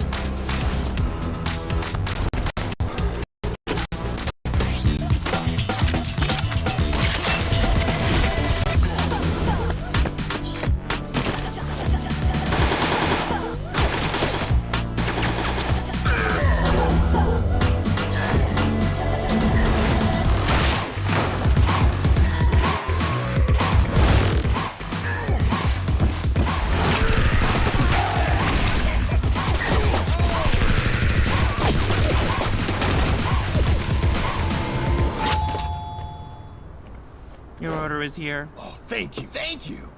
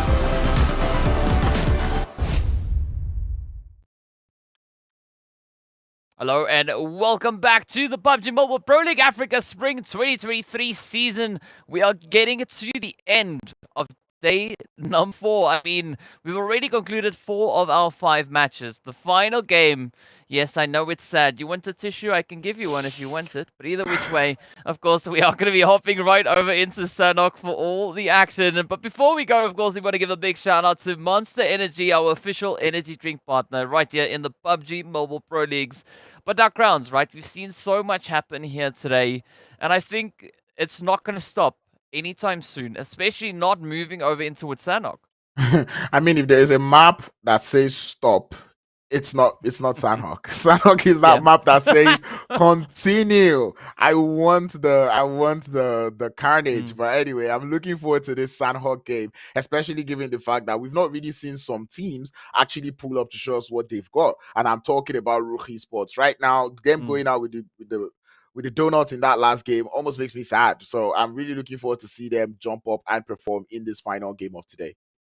I have to agree with you on that one. Definitely want to see what kind of a bang RUKH can go out with in this very last. But of course, as we know, it is going to be Sanhok, so the flight path is not going to be all that important. It's all going to come down to the team's positioning and, of course, where that first initial zone is going to be forming. And we've seen it move in a few interesting directions. We've seen it go over towards that northwestern side. We've seen a little bit more of the straight up north action. But I would maybe like to see a little bit of something towards that kind of Painan bootcamp area, right? The zone may be closing up there. I want to see the teams really having to sweat for that winner chicken dinner. You know what would really make them sweat? The Mm. trifecta. Ooh. Well, I mean, it's close enough to bootcamp, Close enough right? to boot camp, yeah, and that's what I was saying. Like, we're looking at that boot camp area somewhere central, because on every other map, a central zone does look to be the nice thing, but in Sanhok, the central zone is a lot of chaos. You know, so many hills, so many grasses, so many trees, and so many rocks around such areas of the map. So I'm looking forward to seeing how these teams would maneuver themselves around all of this. But ladies and gentlemen, this has actually been a crazy day of games. Yeah, it has definitely been quite a crazy day. I mean, we've seen teams that we've been wanting to step up doing exactly that. I mean, Titan stepping up with a very insane performance. We had such a strong play come through from them in one of the previous games. But of course, we want to see who's going to be that team now for this last match to step up and just go full out, right? Just show us whatever it is that they want to bring to the table. Of course, we're not going to have to wait all too long as we jump straight on the plane. And, well, it's now down to who's going to touch down and get right down to business. I think this is probably the first time I would say this. This playing path is actually not nice. I mean, if you're a team that likes to go to Camp Bravo, Monk 9, you've got a long jump to actually go for, all right? And I know there's a couple of teams who would like to go towards that Camp Bravo part, but one thing I know is that this being the last game of the day, it means a couple of teams will be looking to explore new options. You know, we saw a very peaceful Sanhok yesterday, but I don't think we're going to be getting that much peace in this Sanhok game today. Well, I hope to agree with you on that, right?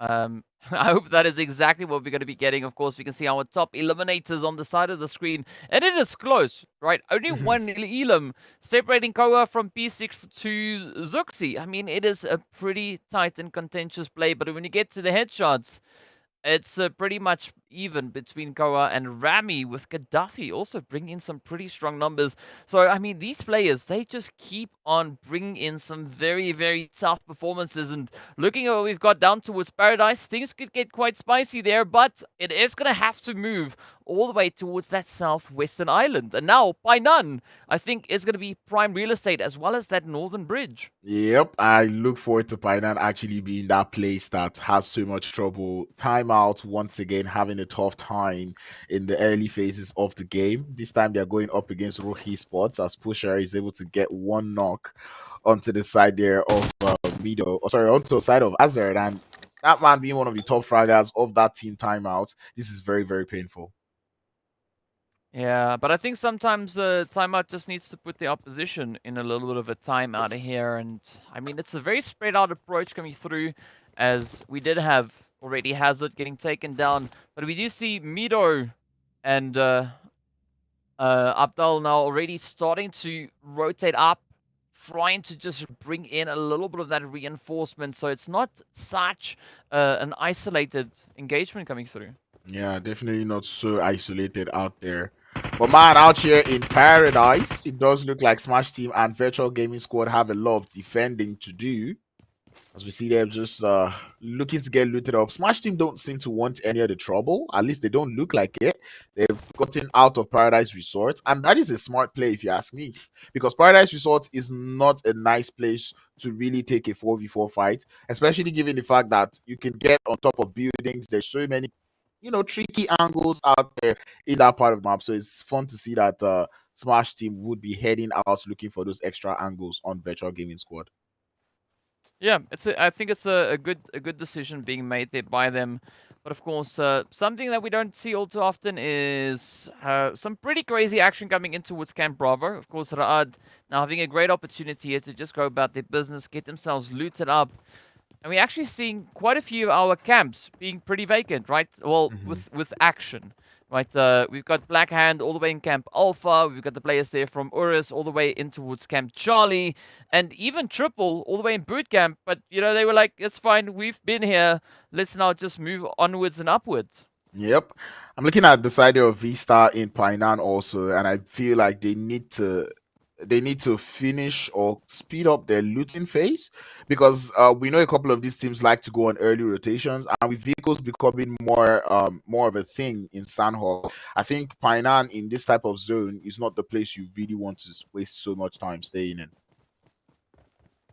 Yeah, I mean, so like Painan is a good position. It's like that. It's the kind of middle ground, right? That Hmm. passageway for teams to try and rotate from the east to the west and vice versa, as they sometimes try and avoid the bridges, right? We know what happens on these bridges. So I think for Vista, maybe spending a little bit more time there, waiting to see if anyone's going to come in that direction, might not be the worst call for them to make. Hmm. But then they have to be sure that they've got as many angles under lockdown, right? So that they can't get caught by surprise or maybe get caught off. Exactly, because once those teams start to troop into Painan, because it's easy to infiltrate, you might have a little bit more than you can chew. So, but Vista, I think I trust them enough. They should be able to handle themselves quite all right. Yeah, I mean they've shown that they are pretty capable of doing exactly that. So I want to see just to what extent Vista is going to look to push the opportunity here, and maybe it could mean a few exciting things for them along the way as well. But again, the team's just going about their business here, looking to see maybe they can find a little bit of something. We know Vista, they've already also then found that winner chicken dinner. I don't think it Mm-hmm. was on Sanhok. I might be Mm-mm. wrong, but I don't Mm-mm. think it was the Sanhok chicken so far. No, I don't think it was. I kind of forget who won the first chicken. It I was think Erangel. It was Erangel that Emerald. we got Yeah. the chicken. There we go. Yeah, there we go. And speaking of Sanhok games, right? I was going to say we have yet another slow start to a Sanhok game. Not too many hot drops. Everyone being very respectful. And the last time we saw something like this, which was yesterday, we saw that zone end up closing in Sanhok. Not something we see too often this time. Yeah, it's unfortunate for Vista now losing a player. Of course, Triple moving in, Uh-oh. finding a bit of a spray, but up comes Smash and the players there from the Mind Weapon, as it is a very tough hand being dealt now to Smash. You can see Ban being the final player up on their feet, but will they be able to get those hits in? The rush comes through, a little bit of the weaving this way and that. The DBS doing so much damage. Oh, but the M4 comes in to put the cherry on top. How much can you weave the DBS shots? Because when they start to blow towards your position, there's only so much places you can run to. Vista Gaming would decide to make their path back into Painan. They had a couple of players leaving, hence why Biscuit did get called out.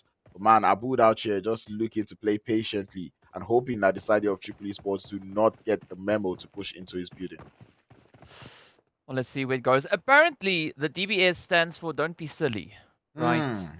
And it makes sense. I mean, that's not the Mm-hmm. exact words that I saw, but I can't repeat all of them, so I'll just go for Don't Be Silly, as the old boy now comes running in with the Don't Be Silly gun. Mm-hmm. And I think it's a good name to have, because when you see it, you definitely don't want to rush them. And Brood going to be patiently waiting, but you can see already setting up that angle. Oh, missing the first opportunity, but now up comes the DBS, and it's going to be jump shots. We saw it just yesterday. A good opposition for that is not going to be a play like that, and unfortunately, down goes Aboud. Don't be silly, behave yourself. That is what the DBS tells you every time it comes up against you. And nice nice push coming through from the side there of Triple Esports. And I say nice push because they just came in sweeping. That's what you want to do Mm. when you're in a place like Painan that has a couple of buildings, right? You want to make sure you're sweeping the building as a team. And you could just see Kimo there. The instance his HP got dropped a little too much. He's like, you know what, you guys handle this one. I need to go get my HP back up. And that was exactly what they did for him. Nice play, wonderfully executed. Yeah, and of course now Aquaman going for a little bit of a dash there. Unfortunately, not being quite in the drink just yet, but there will be ample opportunity potentially for that to come on through. Meanwhile, RUKH, we saw them just looking at that blue zone. Now, they've lost interest in the blue instead, turning their focus towards RUKH, but the players there from timeout are going to be taken away, and down goes again, as well as Eugene now, just laying it on super thick. Rami also getting picked up, and this is spelling quite a bit of a disastrous sort of events for RUKH. Yeah, they did start off well today, but it does look like things would not be ending quite in similar manner going into this final game of the day. Hazem and Gazi, the last player left for this team, and I would really like to see them pull away from here, but this is a very, very bad spot to be in. You do not want to be in the quarry area of Sanhok. It's not nice. Yeah, it makes me worry sometimes, but here we go. Oh, good answer coming through from Hazem. They do find Eugene, so good bit of a repayment coming in on that one. Oh, the follow-up as Rami runs right out into the lead, and down they go. I mean, that was pretty much the elimination being delivered on the silver platter, or at least the knock. But now, Pusher still going to be hanging in the wing. Not quite sure where Bronsberg is. Okay, Bronsberg just a little bit further down south, and oh, this is looking a little bit troubling now for RUKH. Yep, very, very troubling for RUKH. Matter of fact, I'm pretty sure RUKH are very, very troubled at this point because it's the quarry. You know there's two players hanging in somewhere, which means moving out of there is a task on its own. And RUKH, they're not looking like they want to leave here anytime soon. They want to claim all of these eliminations to themselves. Well, let's see whether or not they'll be able to accomplish that, as Ghazi now just moving to get themselves a little bit closer to that zone, but don't want to tempt fate. Fortunately for Ghazi, there's a big pillar in the way, so Pusher rather, can't see them. So they'll, at least for the time being, be able to make a bit of a repositioning. But now let's see, where's it going to go? Because Vampires also just come rushing on by. But look at the trigger discipline being brought through here by Rad. Yep, you know there's one team you're still going up against. You do not want to lose your focus going into the rest of this fight. Hazem does make a little move up the top of the hill.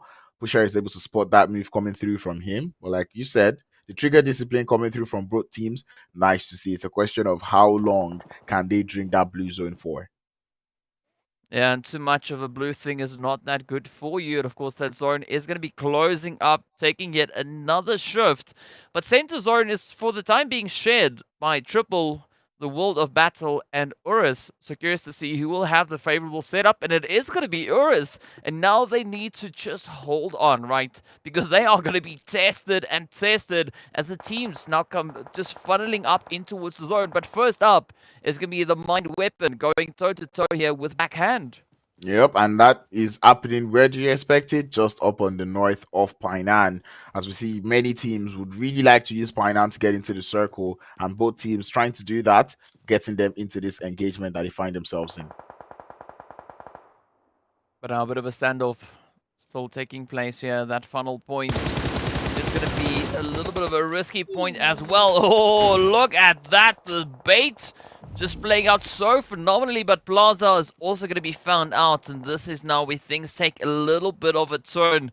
Both teams still having to get themselves resituated back in towards that zone. As you can see, some pretty hard focus being brought in here as the teams continue to push forward. But will this now be the opportunity for Blackhand to get themselves into some good standings within the next phase? Yeah, I hope so. They're out here waiting for the side there of the Mind Weapon to make their move because they understand that that team has to get into the circle. But they've got one player left in Zar to hold down the fort. 2 first aid kits, which means even the heal strat, which is not possible, would be further not possible for him. It looks like Blackhand will be making their rotate into the circle.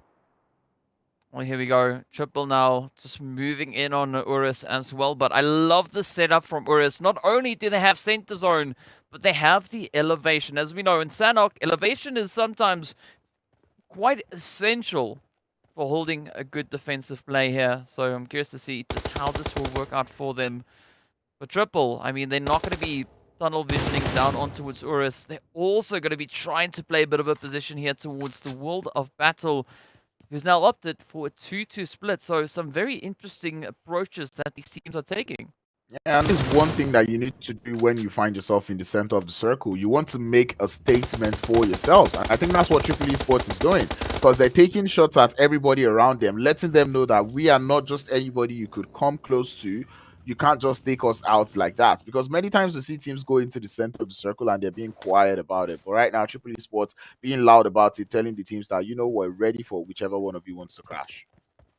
Yeah, and we also now had a third team get sent away all the way back. Ooh, that is Vista following suit as we are down to only 12 remaining teams. Vampires still holding on to some decent numbers here. The full squad now trying to find a bit of a play up on that northeastern side. URUS still sitting very pretty in smack dab center zone.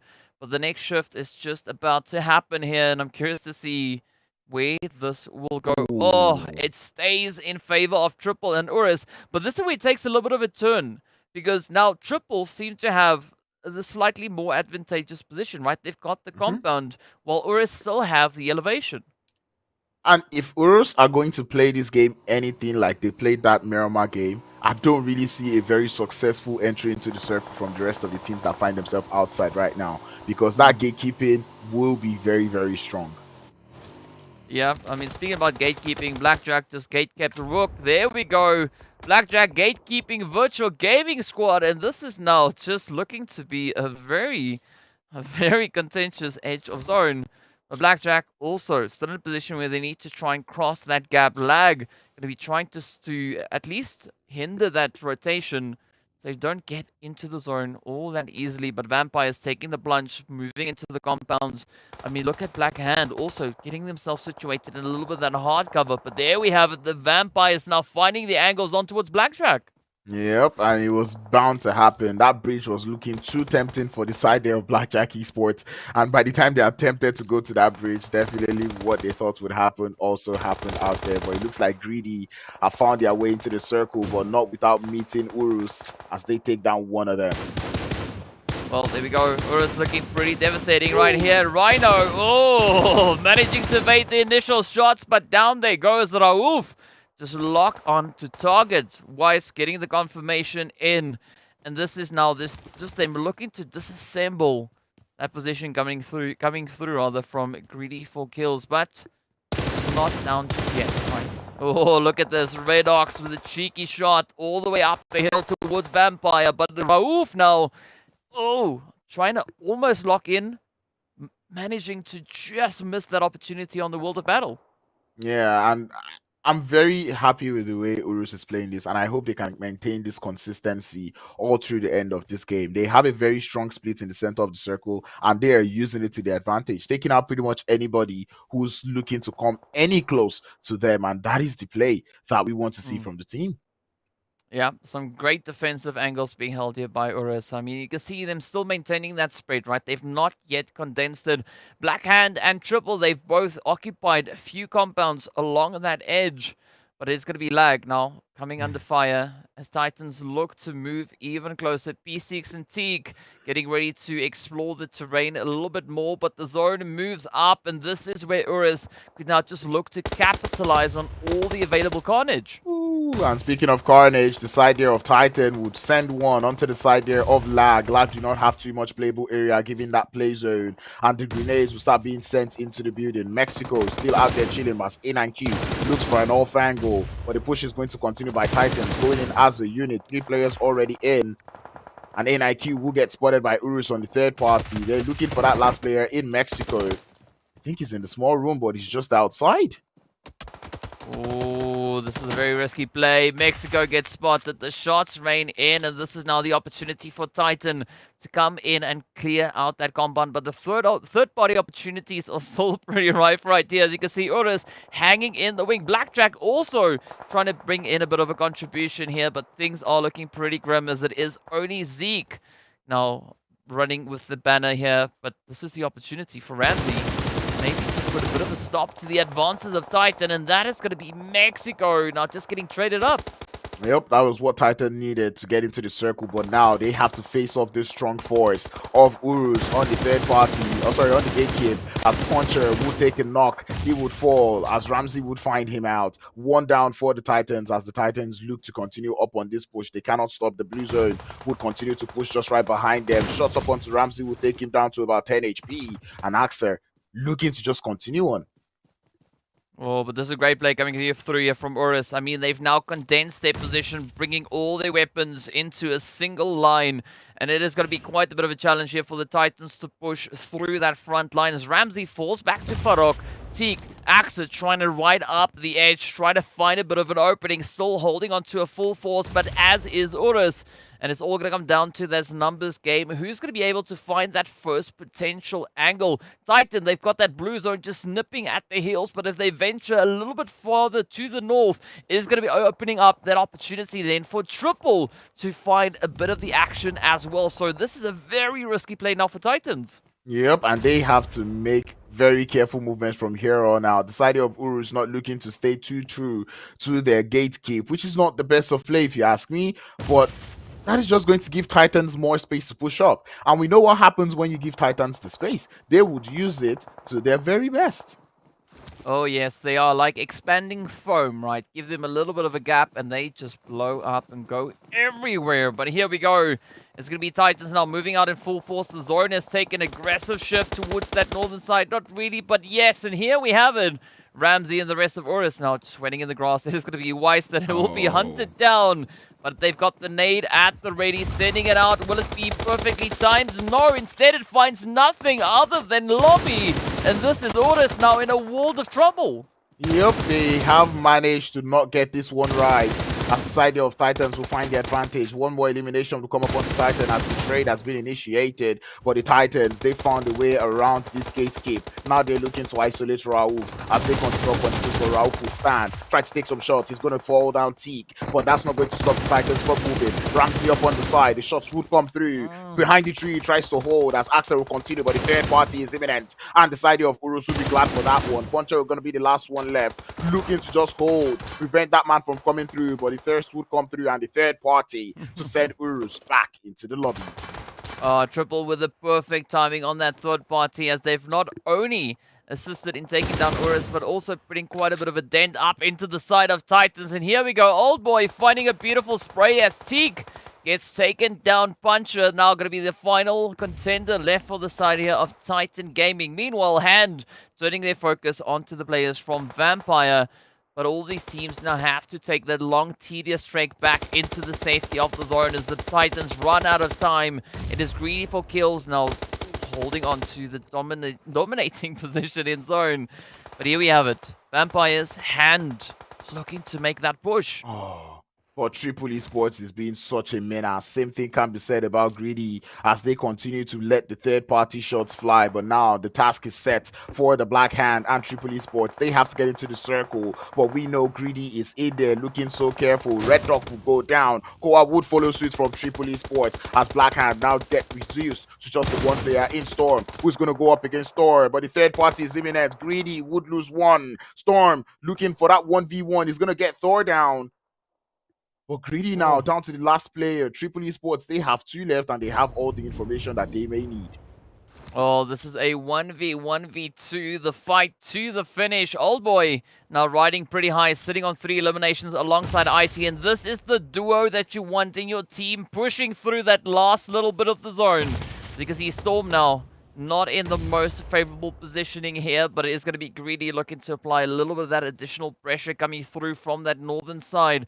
But I see riding the ridge, spot a little bit of movement. Nossa now getting absolutely demolished as the blue zone lays waste to them. The push is on. It is Triple and Black Hand now having to fight it out for that winner chicken dinner. But Triple Esports already up to 10 eliminations. Black Hound now just strengthening up their numbers, holding on to 2. But where will this go? I mean, Icy and Old Boy, where are they going to look to take this one towards next? As we are yet to see this final shift come through. But Old Boy not even going to be waiting around. Instead, they look to push off forward and make it up into that 9th phase. No more zone. It is just time for action. Definitely time for action. Triple Esports going for a wide spread. You love to see that one. Icy on the bottom, Old Boy on top, and Papa Blue is going to start to push in. Old Boy getting grenaded, but will not quite fall. But that angle from Icy would be very paramount to their chicken. Triple, Old Boy is going to see if he can get the bait, but the bait will work. Red Ox comes out, has to fall down, but will not go down just yet. Storm up in a 1v1 up against Old Boy, but Old Boy doing his best. Icy is going to take down one player. Storm from the side of the RUKH, taking so much blue damage. He's going to fall to the blue, and that will be Triple Esports finally getting the winner chicken dinner. And who better to do it for them than Icy and Old Boy? Oh, what a combo. What a duo as they stepped up and just clutched it. I mean, what a good play that was. And well done going out to the players there from Triple Esports. I mean, it was about time for us to see Triple Esports securing themselves a glorious winner chicken dinner. And they did so with quite the aggressive performance. I mean, they got a strong play when it came to those elims. So well done and well deserved. 11 eliminations and the winner chicken dinner. Please give me more of this performance, Triple Esports. I spoke about this going into today's games. I said Triple Esports is that one team that has shown us that they know how to adapt. They started off on day one not being the best of teams, not grabbing so many points up on the board. I mean, they did quite decent, but ever since then, they've just been gradually going uphill. And now going into day 4, they've gathered themselves up, and now they get themselves a winner chicken dinner on the last game today. I love it. Yeah, I mean, there's nothing better than to close the day off with such a glorious performance. So, again, well done, well played to them. But, of course, as we know, we are going to be taking a little bit of a look at those highlights that should be coming up momentarily. So, well, okay, turns out we're not going to be having highlights for today. I mean, it was just the action over on Sanhok. You know, maybe it was a bit of a tease. We'll just take it whichever way it is. But here we go, straight into the points. Of course, Triple Esports walking away with 21 points. GREEDYFORKILLS coming through with those 6 elims. But Titan Gaming also getting pretty aggro there. Also then with 6 eliminations. Yep, and that is what we want to see. Titan Gaming finally stepping up. Vampires putting up points on board. And URUS, they've played well today. I'm happy, at least for the progress that they're able to make in today's games. Yeah, definitely URUS has played a very strong play here. I mean, they've brought in a total of quite a few points, actually, for the day as it is. So great to see that coming through from them. I mean, they've secured 28 points today, so adding the 7 to that to make it, obviously, 28 has been definitely a good showing. I mean, it is a very similar approach to what we saw from them coming back in day number 1. Yep, and that is what we want to see. I really want to see this step up coming through from URUS because that is exactly what they need to do. Vampires were sitting on the bottom of the leaderboards today. Maybe not the best of performances today, but I really hope that they're able to continue with this a little bit of good playing that I'm seeing from them going into tomorrow's games. Well, let's take a look and see what that second page looks like. It is also very slim pickings as we have Blackjack walking away with 3 points, Raad picking up 3 points, but that all coming through from the eliminations. As we move down the board, it is going to be VISTA, the only team not finding themselves a point here. I mean, it is an improvement on what we saw so far. You know, with the previous games looking pretty grim with regards to points, but that is just the beauty of Sanhok. There is so many opportunities for these teams to secure points all over the place. Yep, and that is one thing we love to see. Even if it is 1 point that some of those teams were able to gather so far, we'll take it with open arms. We'll still take it that way. But I tell you, we've seen so much action today. All 5 games were absolutely mind-blowing, and I really cannot wait to see what those overall rankings are saying. Yeah, I have to agree with you on that, especially looking at the increase in performance that we had come through from the teams as we now take a look at these overall rankings. Of course, it is going to be Blackhand sitting right up at the top, looking pretty with 144 points. But an interesting position that we see then coming through there from Titan Gaming, only 2 points behind them. And 2 points away from that is where we find Triple Esports. Yep, and RUKH has dropped down to 4th. One would think they wouldn't be able to lose that lead, but that is what happens when Blackhand, Titan Gaming, and Triple Esports decide to up their game. We saw this since the beginning of the phase, that these teams were trying to make sure that that gap between themselves and top position was not too much. And even till now, Titan is still doing that. Wow. I mean, I don't know. It is pretty crazy. But if you look at Titan's performance, right, that they've brought in from yesterday to today. Yesterday, they locked in 30 points. Today, they got 51 points. So a big improvement coming through from Titan right in the performances here today already. But RUKH, yeah, things looking a little bit on the tough end. I mean, they got 14 points in total for the day, with only 1 point of that coming through from placement. Yep. And man, Wave Esports, I'm enjoying how I've seen them play today, you know, maintaining that 7th position. Matter of fact, Greedy for Kills and Wave Esports, I've enjoyed what I've seen from them going into today's games, because these guys actually did play well, right? We saw them maintaining their lead, and they're still going to retain that 100 points mark or above 100 points on the leaderboards. Well, I've got them pretty close to that, but let's take a look and see what that second page looks like and where our teams find themselves. Of course, who do we have? It is going to be the players from TEAMLAG. Now, 9 points away from that top 8th place, but it is going to be a tie between Lag and Blackjack. Both teams sitting on 84 points apiece. Yep, and that is wonderful to see that Blackjack now is able to bump themselves into that top 12 bubble. Definitely where you want to be heading into tomorrow's games. I said I was looking out for Arab Golden, Team Lag, URUS Esports today, and I'm so glad to see that all 3 teams, or actually all 4 teams that I've just mentioned, find themselves in that top 4 today. Oh, sorry, find themselves in that top 12 going into the end of today's game. And I really like what I saw from URUS Esports today, playing so well across all maps. Yeah, they definitely have played really, really well. And, you know, you got to appreciate the effort that these teams are putting in. I mean, URUS also picking up 19 eliminations today, right? So it is just adding to the tally of what they've already been able to find.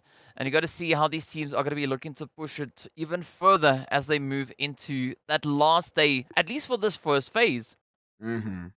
Man, I'm looking forward to seeing Vista Gaming continue to hold onto their lead or onto their 12th place position going into tomorrow's games. They're a team that actually did show us they're capable. But man, with teams like the Mind Weapon and Virtual Gaming Squad already looking to find their flow and their rhythm, I think tomorrow is going to be a very, very interesting day. Let's go over to that last page and see what we've got going on. Well, of course, looking at the last page, it is going to be RUKH then sitting only 6 points away from top 16. But I mean, it's still pretty close between RUKH and Smash Team, right? Unfortunately, Mo Esports, I mean, things are still pretty tough, and I mean, all we can wish for here or hope for is to see them finding that momentum, finding something that just goes click, and we can see that increase in the performance. But of course, Vampires, they've stepped it up today, right? Bringing in those 12 additional points, putting them up on towards 45.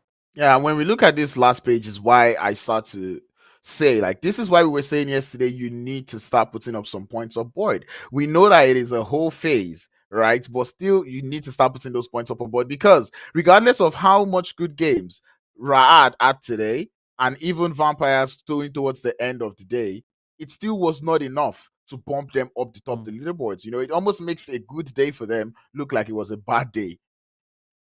Mm. Yeah, I mean, it's unfortunate. It is, you know, just the way the things go. And as we know, the teams are trying to get themselves into the necessary adjustments, right? To find that extra little bit of a flow. But fortunately, it's only the first week. There's still 2 weeks after this week closes up for these teams to try and build up that momentum. But the sad part is that, you know, the further we get into this, the less opportunity there is, right? The teams are running out of time. Right from when they started, they have to try and find the best approach that they can. So let's see, maybe they'll be able rather to pick it up a little bit more so once they move into tomorrow's games. But the only thing that we can do is just hope that that will be the case. Yeah, because tomorrow all eyes would be on that top 12. Tomorrow is the hunt for bonus points. And I really cannot wait to see how these teams are going to do it. So many of these teams will be looking to defend their position. So many of these teams will be looking to up their position. And I'm pretty sure some of the teams on the top of the leaderboard, because it's quite interesting to see that the fight or the battle is on the top of the leaderboards. Oh, yes, it is definitely on. I mean, one of the other teams that we saw also making quite a bit of a push towards the top of the leaderboard was, of course, Wave Esports and GREEDYFORKILLS, right? I mean, Wave coming through with 44 points for today, and the GREEDYFORKILLS picking up 36, and that is the exact same amount of points that Black Hand was able to secure. So definitely something is starting to build, right? The team's getting that momentum, and I want to see how that then translates over into day number 5. Yep, and day number 5 is that final day is the day where everybody's going to come in fighting. Everybody's going to come in banging. And man, while I want to keep my eye out on the top teams going into tomorrow, I think I'm going to start looking for some of those teams that are out there in the middle of the leaderboards. I'm talking Lag Esports. I did say Arab Golden today, but man, I really want to see them do well tomorrow. And one more thing I'd like to chunk into the mix going into tomorrow's games would be CRYPTICS. We've not really seen CRYPTICS do too well going into today's games, but I'm pretty sure tomorrow CRYPTICS definitely has something cooking. Yeah, 22 points for the day. Definitely, we know CRYPTICS can do way better than that. So let's see what they can bring to the table as we get into tomorrow's games, which will happen, obviously, tomorrow. It can't happen today. It's the wrong day, but either which way, we are going to be closing it off right here. So thank you so much for everyone for tuning in. Of course, the teams for bringing in the absolutely exciting PUBG Mobile action. Be sure to join us back again tomorrow as we continue with our last day for this phase. And of course, it is going to be a little bit of that Vikendi action coming in on match number 6, so be sure to join in and not miss out on any of the action. Until then, stay fresh, stay frosty. We'll see you all back again later.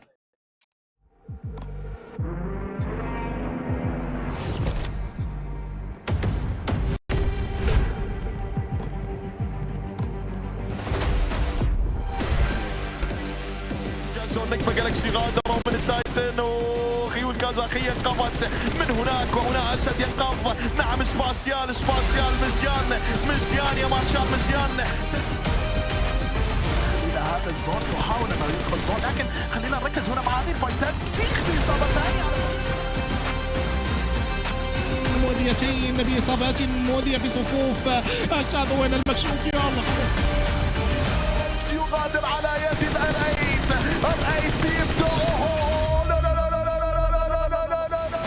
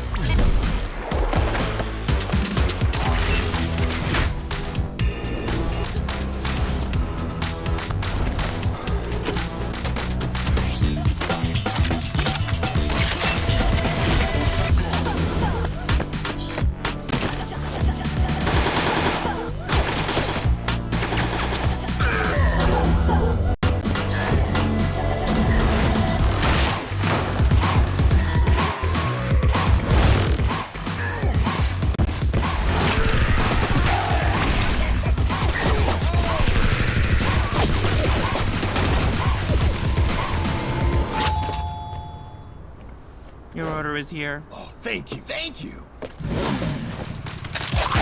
Go, go, go!